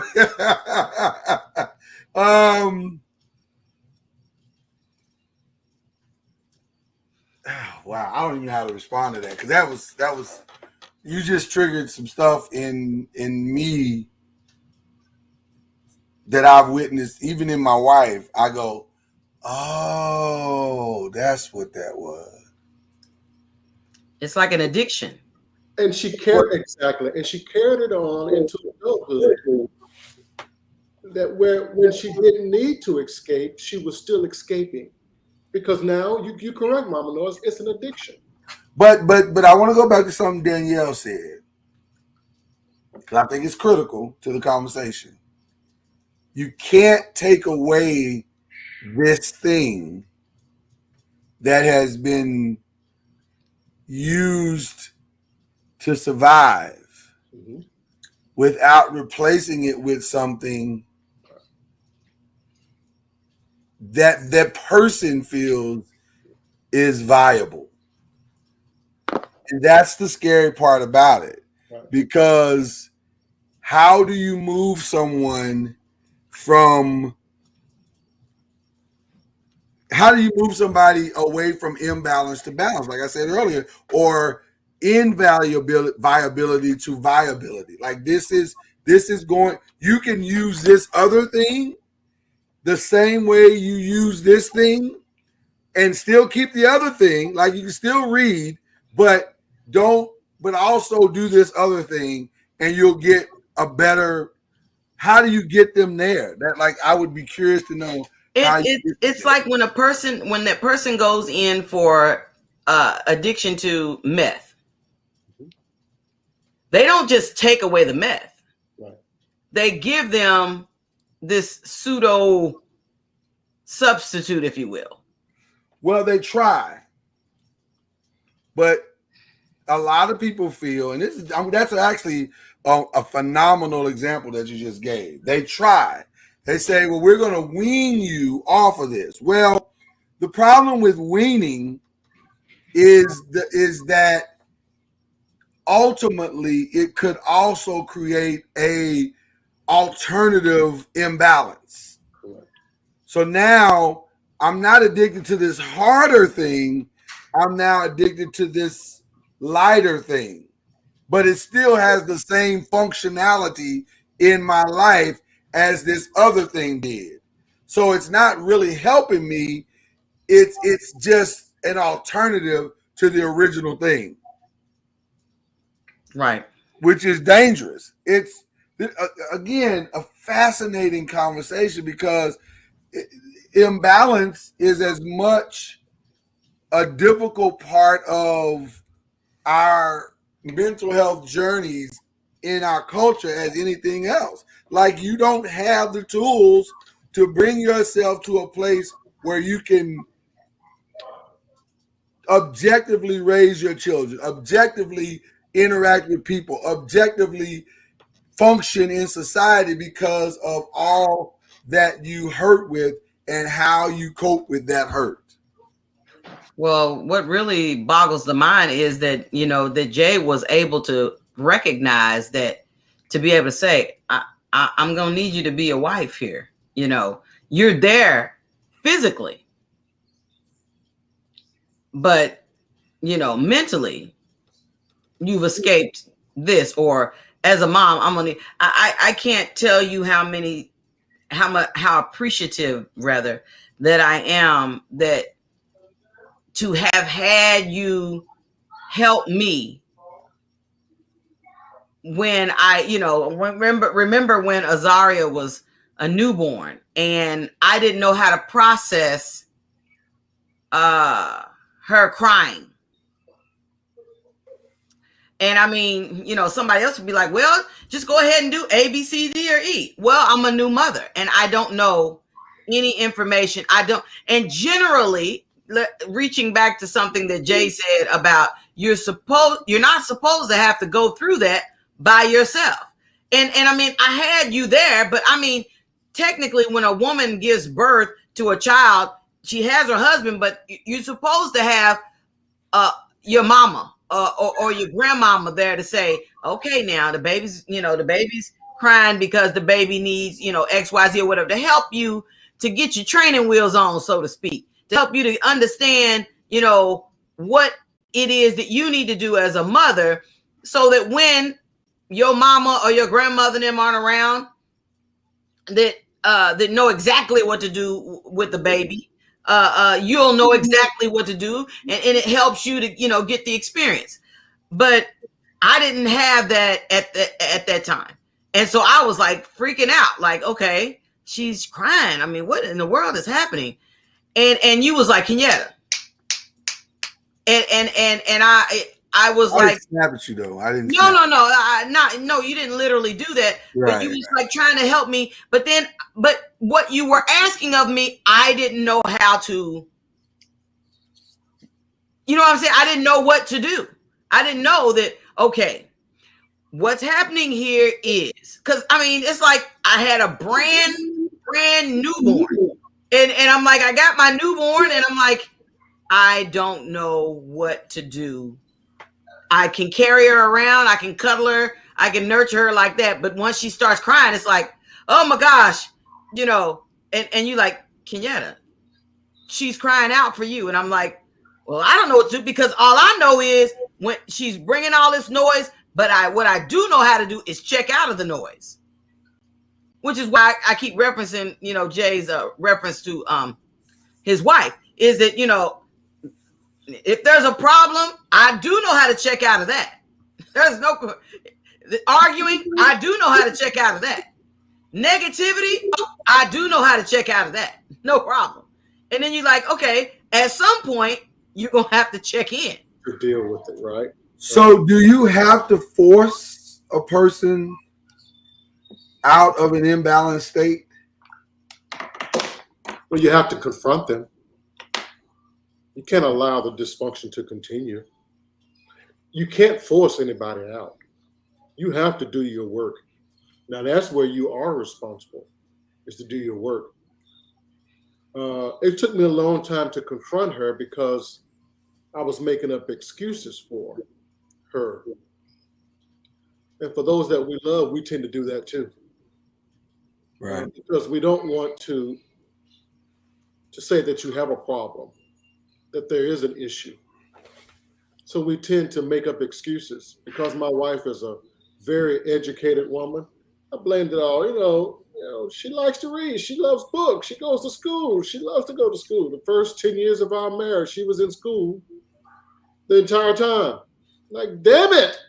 People in the family made fun of us. She's a career schooler. That's all she's gonna do is go to school. Is she ever gonna get a job? You know how black folks are. Oh yeah. We gotta say something. Yeah. So I made up excuses for it, and after a while, you start to realize exactly what's going on. If you're honest with yourself, you are isolating yourself because that's what you've always done, and you don't have to do it anymore.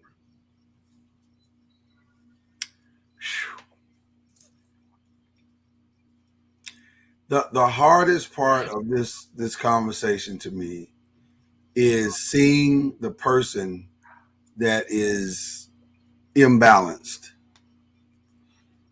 and recognizing it, and then feeling individually like, how do I help you without making it worse for you?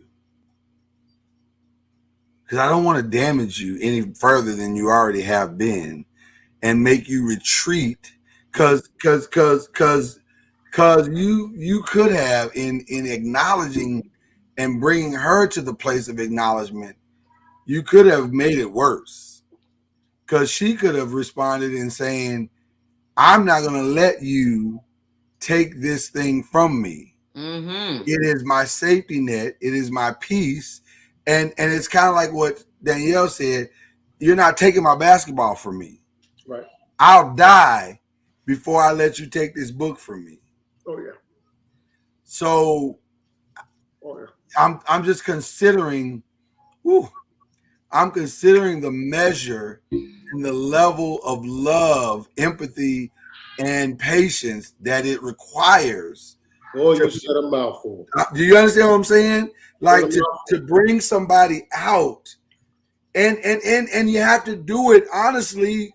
Here's the other tricky part: selflessly. Like it can't be about you. It can't be about you. You have to do it because you know it helps them. That is, man. That's woo.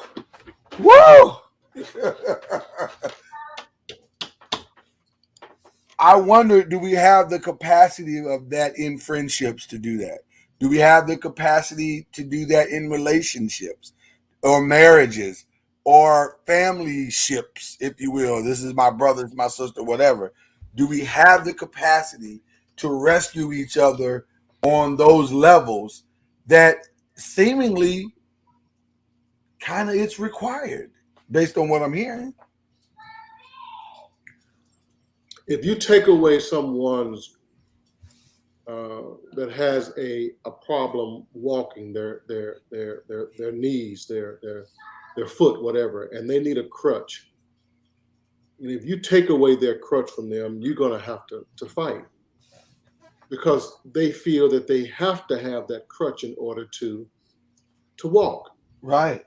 Same thing with any crutch that anybody has, whether it's food, books, drugs, alcohol, whatever the crutch is. When you take away the crutch, that was their survival mechanism, you're going to have to fight. The reality is you yourself can't take it away, but if you lead them to believe that you're trying to take it away from them without them being ready, you're going to have to fight. I never told my wife to stop reading. I said you got to get some balance. You got to get some balance. Was it an argument? Well, I'm married to a Jamaican. She, Oh yeah, it was an argument. generally speaking, they stuck on stupid, generally speaking. But Wait a minute. Nope. Not stupid. I mean, I say too much. I say too much. You already know you did. Not stupid. We're not stupid. We're aggressive. So the other part of that is my dysfunction that's been functional for me for so long. You can't come along with your ass thinking that you got it all together, telling me where I'm wrong. That's boy.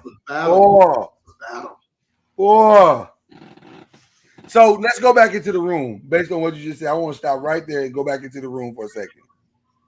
And that statement you just made, apply it to that conversation we just watched. Here's Ryan, here's Shannon, here's Fred, telling this guy they barely know. It's dysfunctional, man. You dysfunctional, bro. Mm-hmm. But we can help you. Well, how the hell can you help me? You can't. You don't want to hear. You can't. Nope. They can't. They can, but it don't sound like that in that moment. Not for him. Yeah, to him, he's like, "What do you mean you can help me? You trying to tell me something wrong with me? I play basketball." Right. Or you got this light in my face and this microphone up to my mouth saying, "We're here to help you." And right. That's the other part. It's the absolute wrong forum to tell somebody you're dysfunctional in. With almost 1 million people watching. Right. We just want to tell you your ass is dysfunctional AF. I just want to ask a question. Has anybody that's ever seen Dr. Phil, has anybody said, you know what? I see he really did help those people. I mean, he sit there, he put both parents on blast, and not to say that the things are not true, but can you really see healing coming forth? It's a tricky thing, man, because you're asking someone to put their soul, to bear their soul for public consumption, and to trust in that moment, and that's nearly an impossible thing to do. And how can you not feel any other way but that you're being exploited? Just saying. I mean, that happened a lot on Iyanla Van Zandt. Oh my gosh! But you can go down the line. Iyanla, Oprah. Lloyd cannot stand the No, I'm not a fan. I'm not a fan. I can't even say her name. Ayanna. He was like, "What is supposed to be happening here? How are these people being helped?" I mean, it was like the camera is following her around, and it's almost like, and this is okay. I will say no shade, but it's really not a shade. It's almost like the red table. You saying, okay, we've all sat here, bared our soul, and okay, we've bared our soul.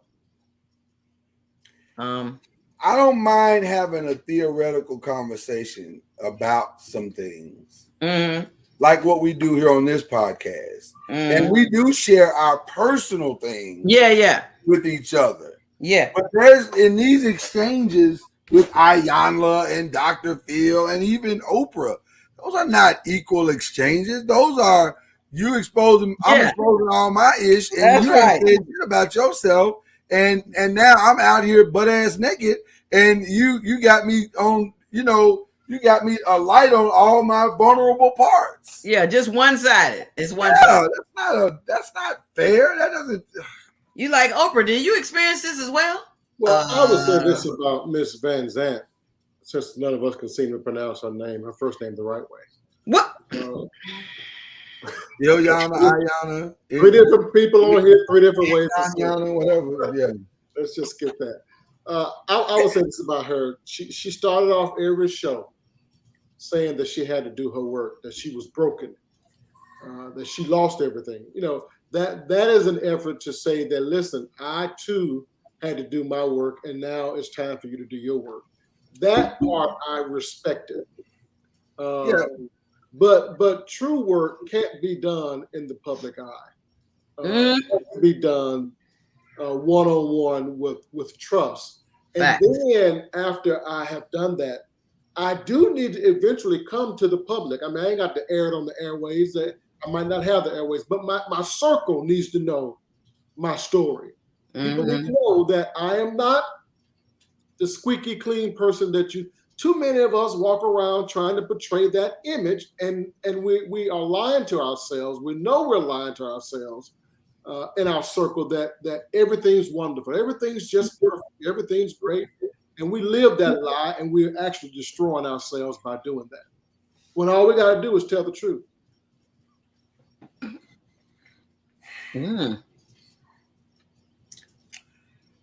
Yeah, this is tough. This is a tough conversation. I ain't gonna lie to you. I don't know who brought this one up, but this is a tough conversation. I want to see us heal, and I want to see us get better, and I want to see us help one another in that process. What I don't want to see is us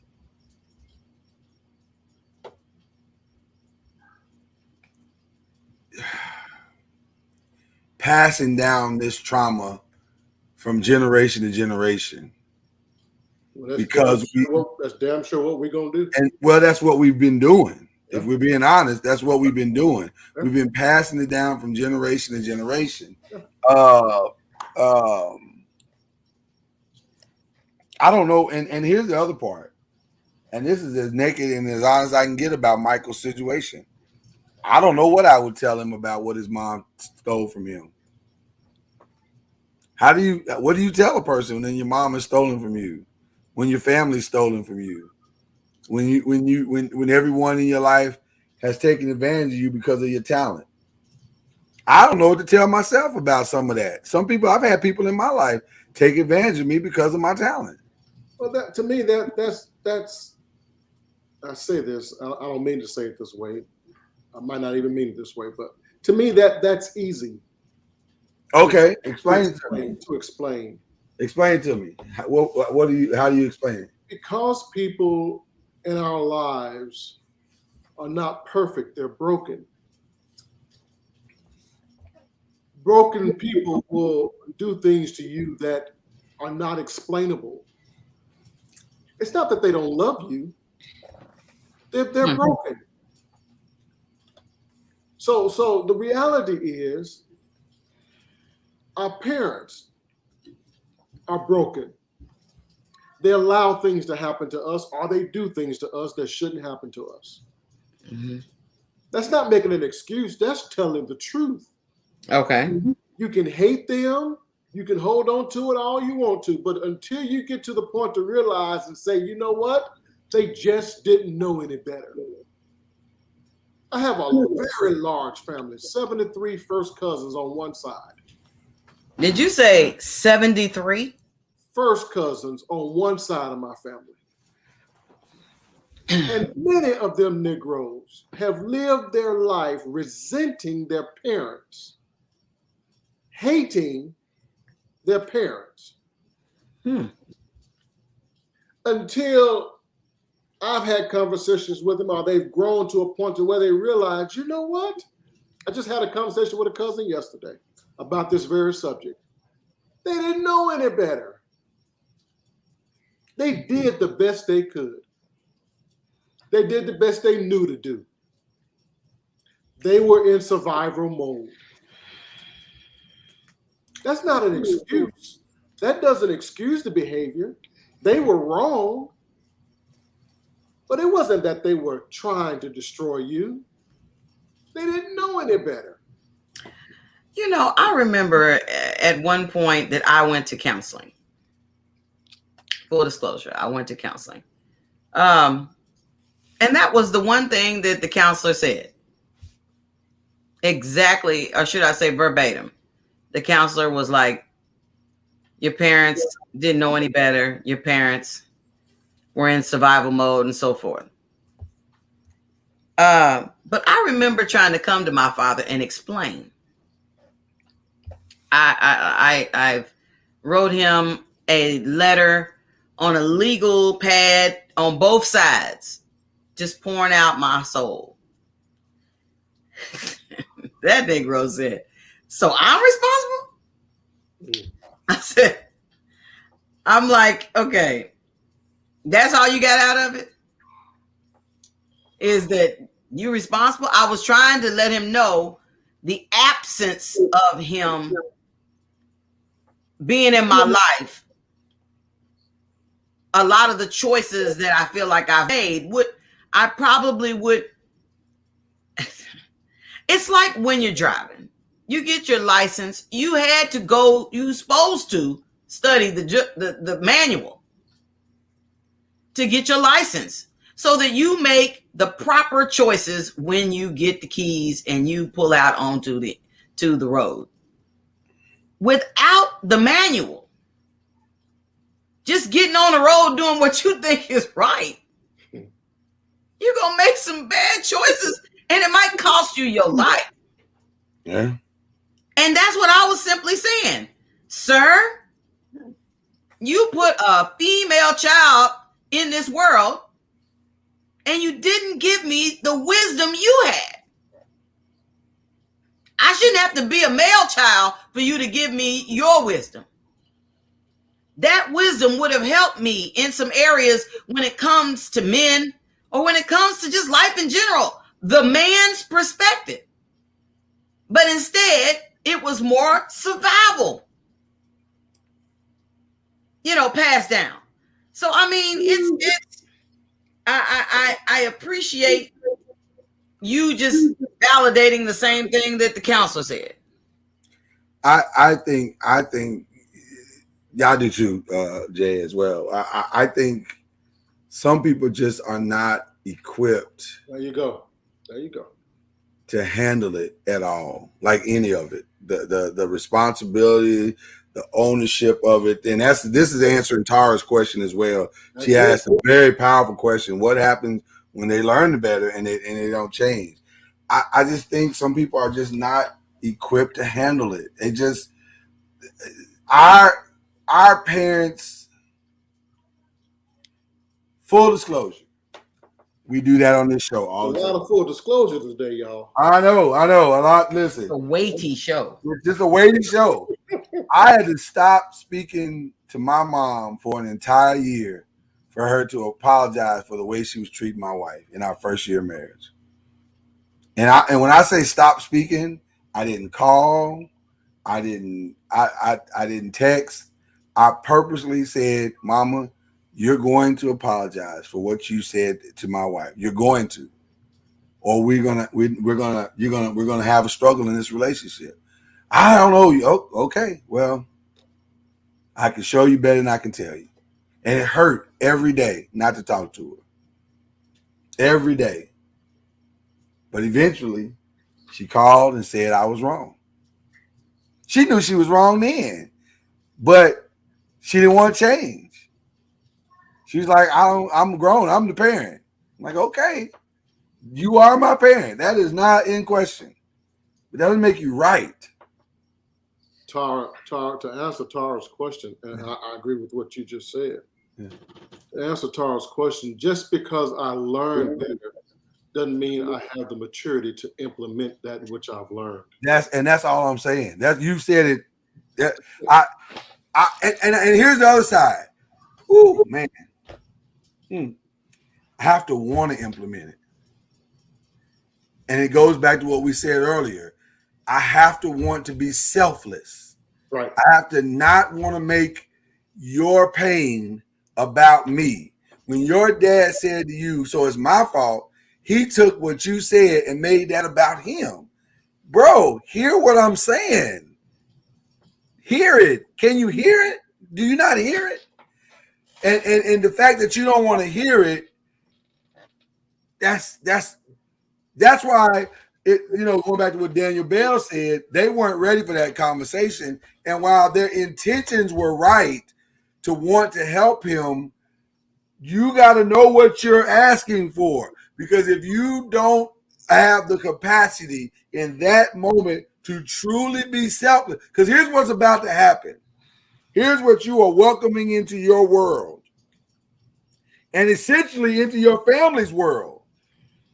You're saying we are going to give ourselves away to you. If you don't have the capacity to do that, you are about to cause way more damage than you could possibly imagine. I mean, way more damage. Because what did Dub Noise, M-Dub said something on this show, and we got it recorded. It was so powerful. He said, well, it started with Unc. Unc said, man, my neighbor was messing up his grass, and it was it was causing the look bad in the neighborhood. It was real bad. And I went over here to him, and he said, man, is there anything I can do to help you get your yard in order? Because this is making the rest of the yards look bad. And M-Dub said, bruh, that conversation that you just had is the conversation that I'm afraid of. Because he said, and this is the part I remember, I might be the answer to the prayer somebody is praying. And I don't know if I want to be. They might call you in on it. They might call me in on it. You said you need help. Well, since you asked, you're an answer to my prayers. They do need help. They do need it. And so can you imagine Michael Beasley calling and saying, hey, man, I'm with my kids and we really need to get out of the house. What are y'all doing today? Shoot. I'm having a mental breakdown today. I can't take it today. I feel like I'm losing my mind. Can we come see you, Shannon? Well, now, Shannon, the thing that you had planned with your family and the thing that you is about to be interrupted because you said you can call me day or night. Anytime. Yeah, I got you. So you got to know it sounds great on a podcast. But boy, when somebody says, hey, man, that ticket you gave me, I need to cash that in. You know what? It ultimately is, and I know, depending on how you look at it, some people might have a problem with it. It's like ministry. You say that you are totally available. You're here for them. So that means if you are resting in your warm bed, I will speak for Mr. Noise because he will never say this. But you resting in your bed, it's warm, and all of a sudden you get a call you answer the phone and somebody crying all loud and stuff on the other end, and you going, what's going on? What's going on? Ah! And then, my son is got put in jail. Now, the what we call it, not the pretender part of you says, well, you need to pray about that. Just pray about it, and I'm sure God will give you instruction. But you said, I'm here for you. I'm here for your kids. I'm here for these families and stuff. So that means you getting your butt up out of bed, trying to figure out what you're going to do to be able to help. Pulling together the people to what you're going. Children, young people. Oh, he broke up with me. Now you're up for the next couple of hours trying to help somebody, comfort somebody, whatever. So you gonna get called on your ish. If you talking about, I got you, I'm here for you, man. I it sounds good on, right now while the camera's recording, but when it's inconvenient, do you still got me? Are you still that dude? Or is it just because, man, he caught me off guard with what he said, so I better say something real real understanding right now, real sympathetic right now. I've often said that, and I'm speaking from a man's standpoint, not from a woman's standpoint. Well, I've often said that a man that's married to a broken woman and that's the majority of us as men, that's married to a broken woman, he needs counseling in order to deal with that brokenness. Not It's one- premarital. Huh? Not premarital. No. Hell no. Don't tell him all up front. I'm messing with you. He needs counseling because the struggle that he's going to have, if he's in it for the long haul, if he's a cut and run kind of Negro, then you don't need shit. But if you really want to build your marriage and love that person through their dysfunction, you're going to need some counseling in order to teach you how to cope with it. Because from firsthand experience, I will tell you it ain't easy. Yeah. It's not easy. Yeah. But too many of us want the easy road. So we don't want to take on that challenge. Selfless love is not a natural mindset. It's not natural to be selfless. I think we are created into the mindset of self-preservation. We're birthed into self-preservation.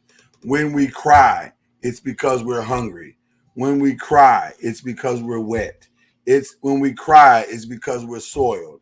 When we reach up, it's because we want love and affection. I have needs, so I respond to my needs, and that thing perpetuates throughout the very beginning of our lives and stays that way until it is disrupted with the ideology of selfless behavior, and that doesn't come till much later, and or if it comes at all. It may never come. Some parents never teach their kids to be selfless. But in the beginning, it's self-preservation. It's I have to protect myself. I have to watch out. I have to be careful. I have to eat. I have to, it's always about I. So to teach somebody what you just said, cuz, to be selfless, that's hard, man. And I believe God is in the business of interrupting our plans. No question.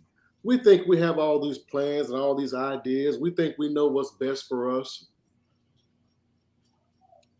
God did a lot of interrupting in my life because I thought I knew what I wanted. Mm-hmm. And I used to question God early on when I was going through all of the drama. What would you say? Listen, Lord, listen. Now, I am a good man. Mm-hmm. Anybody else got to tell me I'm a good man. I don't believe in that. If you don't believe you're somebody, then you're right. If you believe you're nothing, then you are correct. You are nothing. But if you believe you're somebody, you are somebody. So I've always believed that I was a good man. That was important to me. And I would say, Lord, I'm a good man. Why couldn't you match me up with an equally good woman? Wife is what I was saying. Husband, I want an equally good wife. Yeah. Together we could be good. Well, she gave me a woman that didn't know damn near the meaning of wifehood. She didn't know what that shit looked like, Kenyatta. She didn't know what it looked like. You preaching, brother. She didn't have any idea. And now I had to go through all of the drama and the building and the teaching and the struggle. But listen, I know I've said it before on the show, and I swear for goodness I'm not bragging. I am blessed. Yeah. Woo-wee. Come on. You sound like Lloyd. I'm just telling you. No, I mean, because Lloyd, when we met, he was asking God the same questions. But matter of factly, he just simply said, I know it ain't Kenyatta. whoever God has for me. I don't know if I said that. You said it's. I'm not sure it's her, Lord, because she got too many challenges. I just didn't know. Man, this is woof, boy. I just didn't know what was required of my assignment.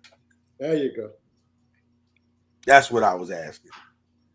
It wasn't so much just about you as much as it was we think as men that we are supposed to receive a perfect assignment that has no requirement of activity on our part other than just to have sex, work a job, pay a bill, and that's it. Well, the truth of the matter is that we are supposed to sharpen, build, elevate, heal, and strengthen one another through the power of the Holy Spirit. That's what we're supposed to do. And that part is not included in the vows. Oh yeah. Woo! Come on now. I said something when I said what I said. Yeah, you said that part is not included in the vows. Mm-hmm. The only thing the vows said, sickness and health, rich and for poor, death do you part. It didn't say nothing about no mental health and overcoming trauma. No, it's probably because you would never do it if you had all of us. You wouldn't do it. If you really had to let the if I had to make if I had to make a vow to help you overcome your trauma, I'd be like, wait a minute, wait, what? Wait, what? Trauma? What trauma? She got trauma? Wouldn't do it. But then when he got that understanding from Dr. Miles Monroe, and he explained that God will always give you the raw materials. But even in him saying that, I don't think I fully understood what that meant. I thought it meant, okay, she might be a little rough around the edges, but we're gonna work on it and it'll refine itself relatively quickly. I had no idea that it was gonna take a while. Like it was not an overnight thing for either one of us to round into the shape of becoming what we needed to make this marriage become what it was supposed to become. I had no idea. And it made it even harder. And this is not a knock on my lovely wife, but it's just the reality of our circumstances. It made it even harder because she didn't even have a blueprint to look at. At least I had my grandparents' marriage of 50 years to be able to go back to and say, okay, I could call my grandmother and say, Grandma, how did you get through this? How did you deal with this? How did you deal with that? I had that as a resource. You didn't even have that. You were just flying completely blind, trying to figure out what it meant to be a wife. Well, at least she may have been blind, but at least she could still sense the light with her eyes closed. She could still see the light shining. My wife had blinders on. She couldn't even see the light shining. I mean, the depth of her dysfunction when it came to marriage because of what she experienced as a kid. People, we can't run from that. We oftentimes think that we are where we are by our own doing. Your childhood plays a huge part, which is why, the only reason why I'm so hard on dads. Because what we do matters. You may not think it matters, but it matters. People have told me 101 times, Jay, all that you're doing for your daughter eventually is going to pay off. I admit sometimes I wonder. My God. And that's fair. But the reality is I know it will pay off eventually. Yeah, absolutely. So what we do matters as parents because that kid is catching it one way or the other. Wow. That's heavy what you just said. Here we are going, just think about the people that are dating right now and that are They're out there, and you're like, I need to know about your childhood, because that's going to determine whether you're even ready for a relationship. We cannot escape that childhood. I don't care who you are. You cannot escape it. It would either, for most of us, we would either go the same direction that our parents went, or we would go the polar opposite direction. But either way, the childhood had an impact on us. So you need to be able to explain why you do what you do through what your experiences were as a child. Now, that actually took me a long time to get there, because I didn't really analyze my parents and the impact they had on me until I was much older. Other people saw it in me, but I didn't see it in me. I thought I was just me. Right. But actually, I was mama. And I got a whole lot of daddy in me. And you have to analyze that. But what I've noticed that a whole lot of people say, I don't know if it was, I think it was here. Oh, I know. It was on Wednesday when we were having Women Wednesday. A lot of the women on the show was like, not until I was 30 years old, not until I was 40 years old, not until I'm this years old, I just turned whatever just now in discovering that this has been my challenge my whole life. Or I didn't know that that's the reason why I do what it is that I do. When I read the thought engineer in the chat, it said something about, I can't remember verbatim what he said, but the part that made me think, man, when we moved here to Plano, I was like, we get out of the car, I'll be like, make sure you lock your doors. Or Lloyd be like, we get out of the car. And before we even step good away from the car, the doors is already locked. Lloyd like, well, I was going, Kenyatta, you free. And I'm like, man. He's like, you are free, girl. But I'm like, bruh, when you live where, when you met me, when Lloyd met me, I lived across the street from the liquor store and the nightclub. And when you done had your car broke in enough times and all that stuff stolen from you and stuff, now you're like, okay, one thing I'm not going to do is make the mistake of leaving my car door unlocked. Now, if they bust a window or whatever, that type of thing, I can't control that. But what I can control is making sure this door is locked. And he's like, man, I'll be telling the kids, did you make sure the door is locked? Make sure it's locked. Make sure it's locked. And he's like, yeah, I need you to pull up on that. My daughter and I had that exact same conversation last week on our trip. We had made our way to New Hampshire, and for the first time in all the capitals that we have visited, for the first time we went to a state capitol building where the governor goes in and the representatives, the Senate, have the House and the Senate that go in. For the first time, we went to one that did not have security. Oh, Lord. Wait a minute. Let me say that one more again. We went to a state capitol building. We walked into the building, and the lady that was walking past us asked us, can we help you? Can I help you? Said we here to do a tour. She pointed us over to the tour office. We didn't go through a metal detector.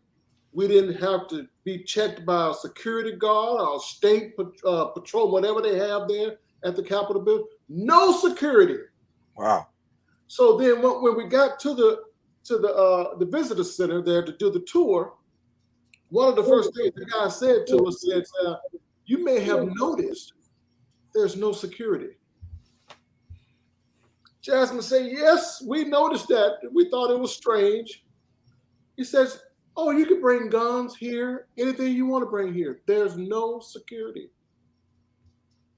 So Jasmine and I, after we finished the tour, we riding down the road, heading on up to Maine to the next state capitol, and we had to have a conversation about that. Now, how in the hell do these people have a state capitol with no security? In 2022. It's because of their mentality and how they were raised. I just froze. It's all Mama Noiz's fault. Because when Mama Noise went black, she froze you. Okay. Well, y'all just got to look at my mouth for now. I'm sorry. All right, go ahead, bro. But because of how they were raised and their interaction with people, everything to them is considered small town. And small town USA doesn't do security. New Hampshire, the capital of New Hampshire. Very small town. Very small state. No, I'm asking it for a question. Is that's not Dover, right? That's no, Dover's Maryland. Delaware's Dover. Dover's Delaware. Oh. New Hampshire is I have to look it up. I went to some. Oh gosh. See, I'm not looking at them. Concord. Concord, yes. That's what Tara. There you go. Concord. So Concord, it can't be that big. It can't. Very small. Very small. There were 5 hotels in the town of Concord. 5 hotels. So here's where I'm going with this. The bigger the city, the more, I guess, mentality of all of this is that the bigger the city, the more security required. Is that kind of how security minded we have to be? The more security minded we are, the bigger the sick. But the smaller the city, the less security minded or need for protection we think. Right. You don't think about it in a small. Listen, there were, as we were in Concord, they were in session. They walked us up to the balcony so we can look at the representatives while they're in session. Never checked us for guns. Wow. So y'all could have had a bomb. We had on coats because it was cold as hell up there in Concord. Never checked us because of their mentality on small town USA and trusting people. So our conversation moved from that to I said, well, Jasmine, if you think about it, Dad's from Mississippi. Even though I was raised in a nice area, I'm still from Mississippi. And I was always taught you lock your damn doors. In my neighborhood, I have a security system on my house. I have cameras on my house. I don't need that. I don't need it. But I have it because of where I'm from, my mentality. Some of my daughter's Wahite friends don't even lock their doors in 2022. One of my close friends here in town, one night he was out of town and he said, Jay, I need for you to go by the house. It was like 10 o'clock at night. He said, the back door is open. Don't worry about it. Just go in. And you said, hell no. No, I went on up in there because we were tighter than frog, stuff.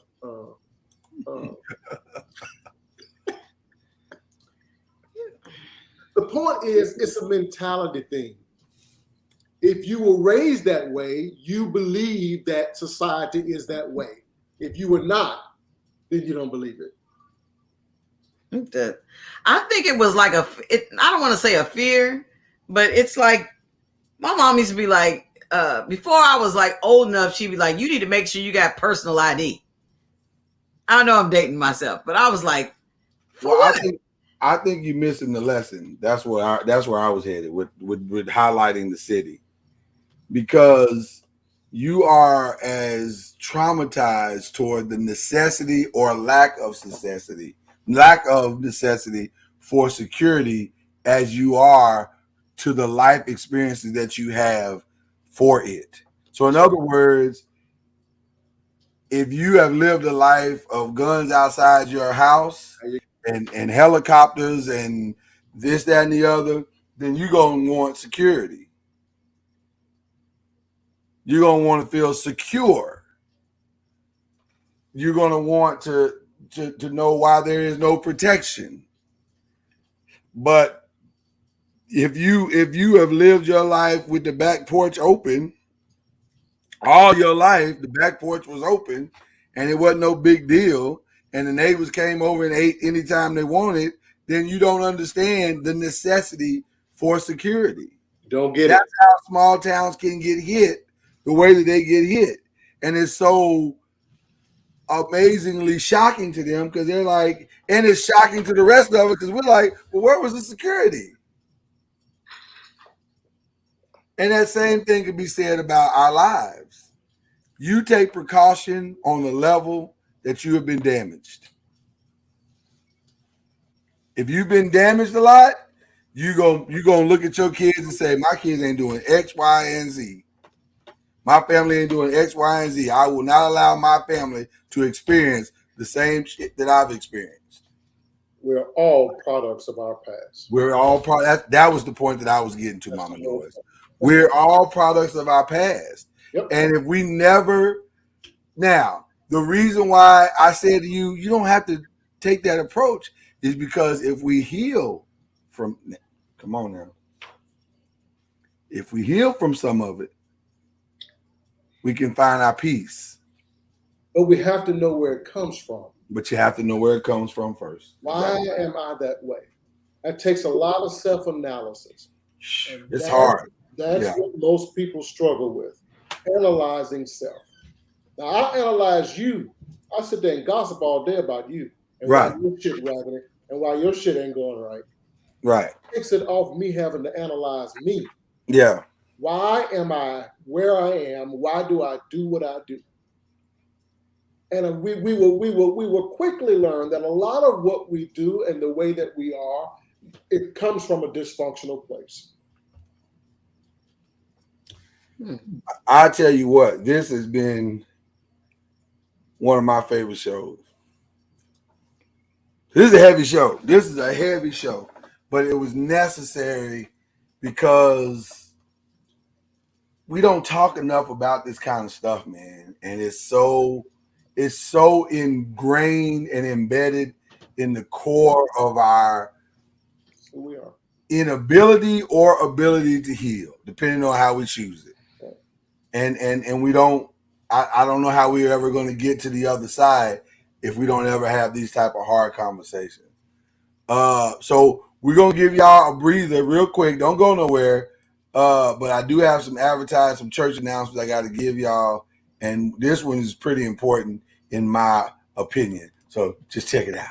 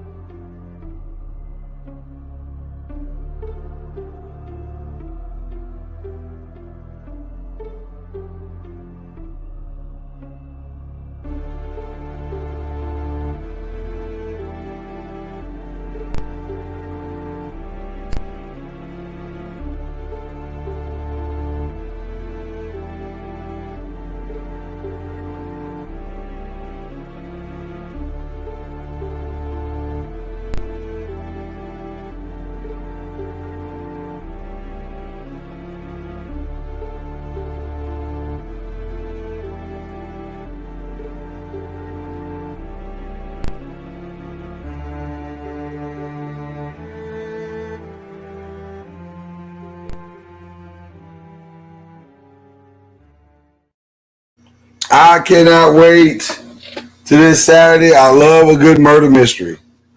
And I'm looking forward to seeing what Chef Vonda comes up with, or the ghetto chef comes up with. Yeah, because you was trying to get that information on Wednesday, and the ghetto chef was like, "Don't be leaking out that information." Right, it ain't time yet. I said, okay, all right.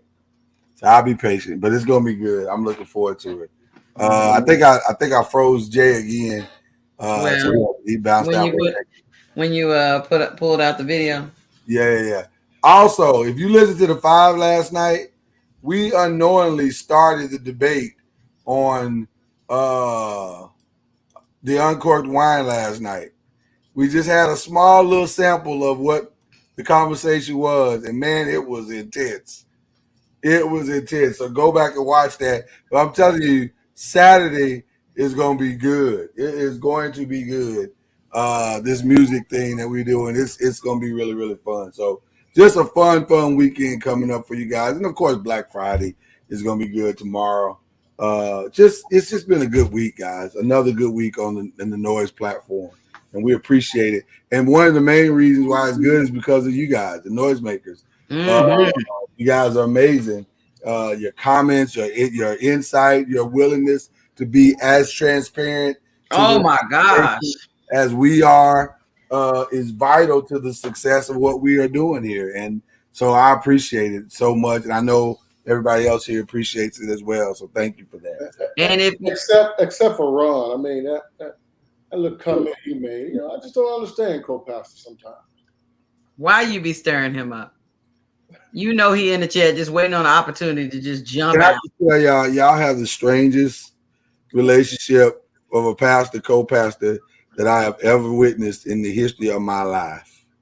Y'all just, it's different. It's just different. I've never seen anything quite like it. Go ahead, Mama Noise. I do want to say, if you haven't had an opportunity to see the show on yesterday, if you didn't get an opportunity to see Roxanne Christian come share with us about CBD and everything you need to know about CBD oils and the pros and the cons, you need to go back and do the rewatch and hear her discuss it. Her company, she's the CEO of the company, Lux IRX. And she's also given a 10% discount for noisemakers at Noise 10 when you go on to her website. Listen, she is incredible. You got to go back and watch it for yourself if you missed it. And then Wednesday with Women Wednesday, the women were so transparent. It was. That wasn't Wednesday though. I think that was Tuesday.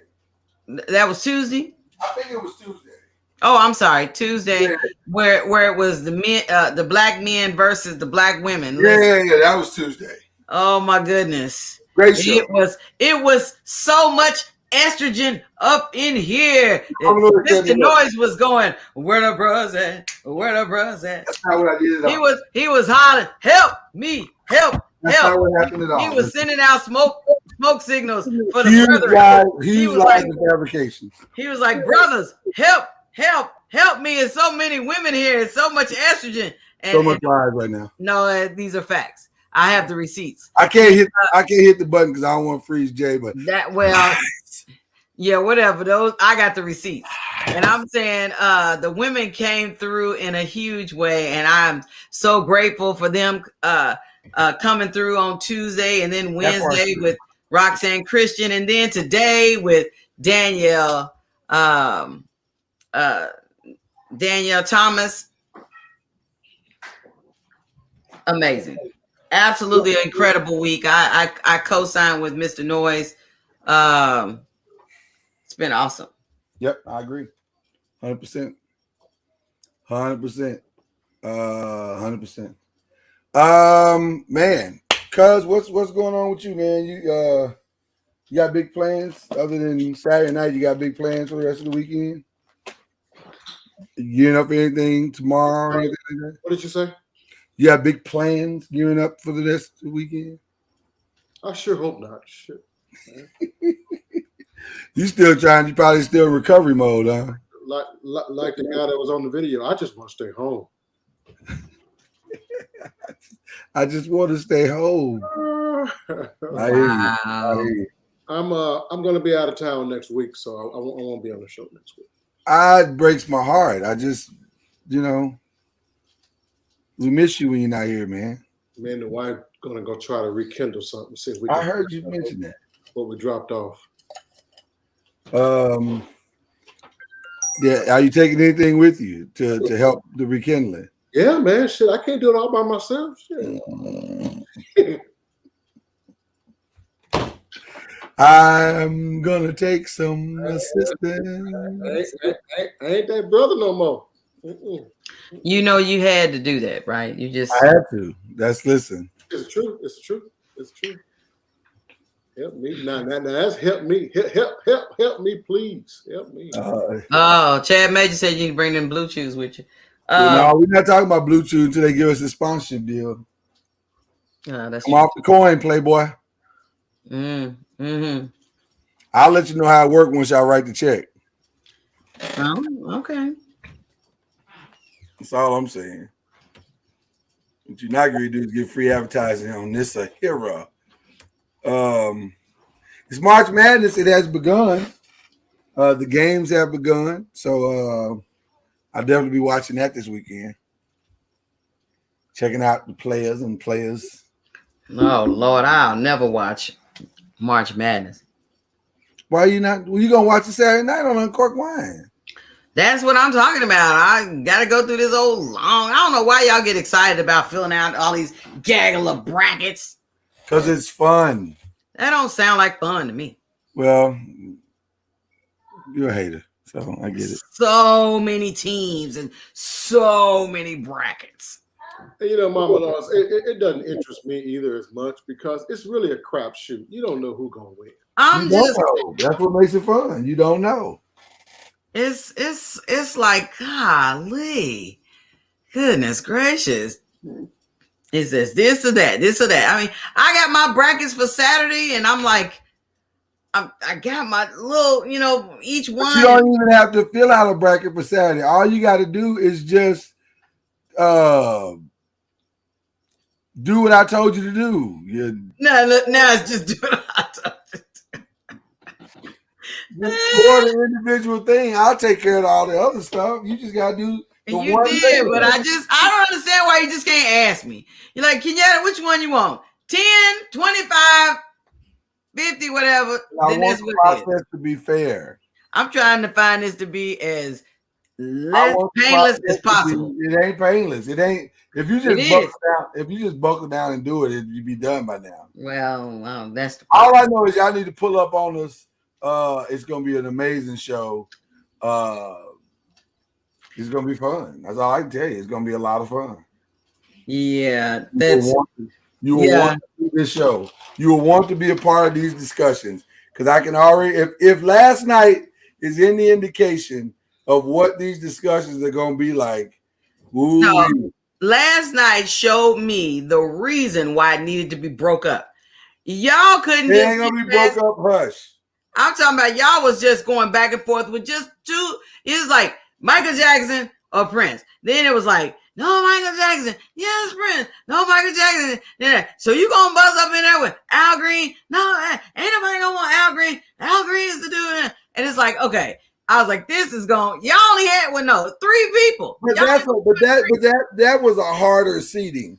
If you know anything about the brackets, the earlier rounds aren't as difficult as the later rounds. So yeah, it might be harder in the later rounds, but in the beginning, it may not be that hard because based on what the seeding is, you might look at it and say, "Oh no, this person can't win against this person," based on the criteria. But again, we will reveal all of that on Saturday night. Why you ain't busting out Chad? He in the chat talking about Al Green ain't gonna get you no 80,000. Chad's young. He don't know no better. He's my little brother. Chad is my little brother. So I don't expect my little brother to have the knowledge that the older brother would have. I mean, he's my little brother. I mean, I must admit, I was talking to the screen last night. Like, are you serious right now? Cam said he wake up in the morning listening to Doves Cry. I mean, Purple Rain, and then he talk about no, it ain't Purple Rain. It's all about Michael Jackson. I'm like, boy, you said you wake up. Which one do you listen to more? Cause Michael Jackson or Al Green? Al Green. See, that's what I said. And it may end up being generational. But I said, I don't listen to Michael Jackson all the time. I appreciate it when I do. And I even tend to binge it when I do. Well, but if you put two before me to listen to, I'm gonna choose Al Green probably 9 times out of 10. one of the noisemakers, Christine, shout out to Christine from the Five last night. She was like, when I'm ready to go clean my house, then I pull out that's when all that stuff is pulled out. Other than that, I don't regularly sit around listening to Michael Jackson and Prince. I listen to Michael Jackson like that. I'm like, I can listen to Prince anytime. I can safely say I've never made love to Michael Jackson. Never. Well, never. I can't imagine. And it's never going to happen.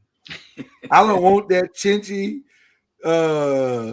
you don't want voice in my ear when I'm trying to. You don't want Human Nature playing at No. But all the young men was talking about all about that PYT, man.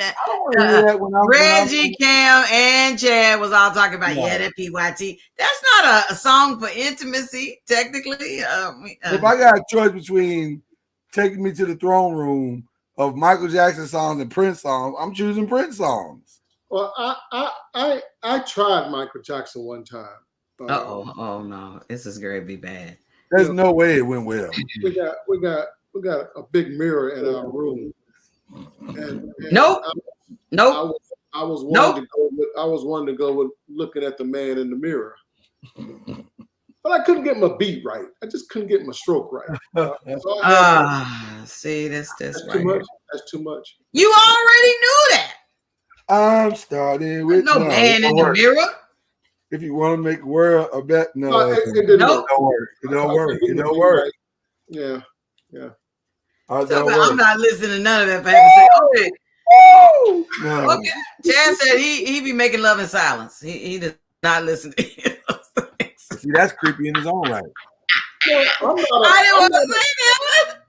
I'm not a music guy when it comes to making love either. No, it's not creepy. It's just I can do it either way. I'm good either way. If I'm being honest, I'm good either way. It depends on the circumstances. If I'm trying to set a mood, I want to have something that I really want to hear.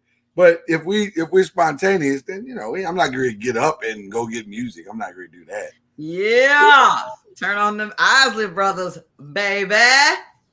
Well, but not if we already started. I'm not going to stop. You know what, Lord? You ain't got to say all that. I'm just saying that would be in our best interest. Okay. So anyway, it's going to be a fascinating show. It's going to be a fascinating show. All right. We got to get out of here. Yep. Man, love to all of y'all. Seriously, y'all make this show so much better than I ever could have thought it could be. It's just amazing.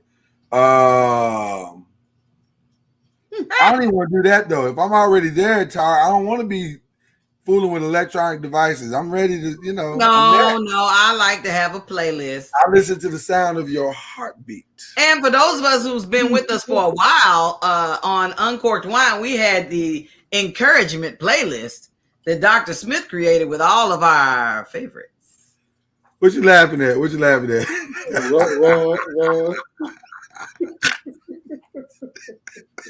That's Yoko Pastor. I'm just Oh my God, that's funny. That's so funny. It's gonna be a good show. I'm so excited. I really am. I like when we can truly entertain the noisemakers and do something unique. And this is one of those unique things that we can do. So much so, I'm thinking about doubling down for the Sweet 16 and doing 16, having a Sweet 16 for black movies and black TV shows, something like that. So we'll talk about that as we go. But until then, thank y'all for joining us. Please go look at that Pivot podcast or with Michael Beasley. I think it'll bless your soul and really make you think about, especially in context of what we've talked about here today. I think it'll really bless you. So with that being said, love to all, have love to the peoples. We'll be back to do it all over again tomorrow, Black Friday. We out.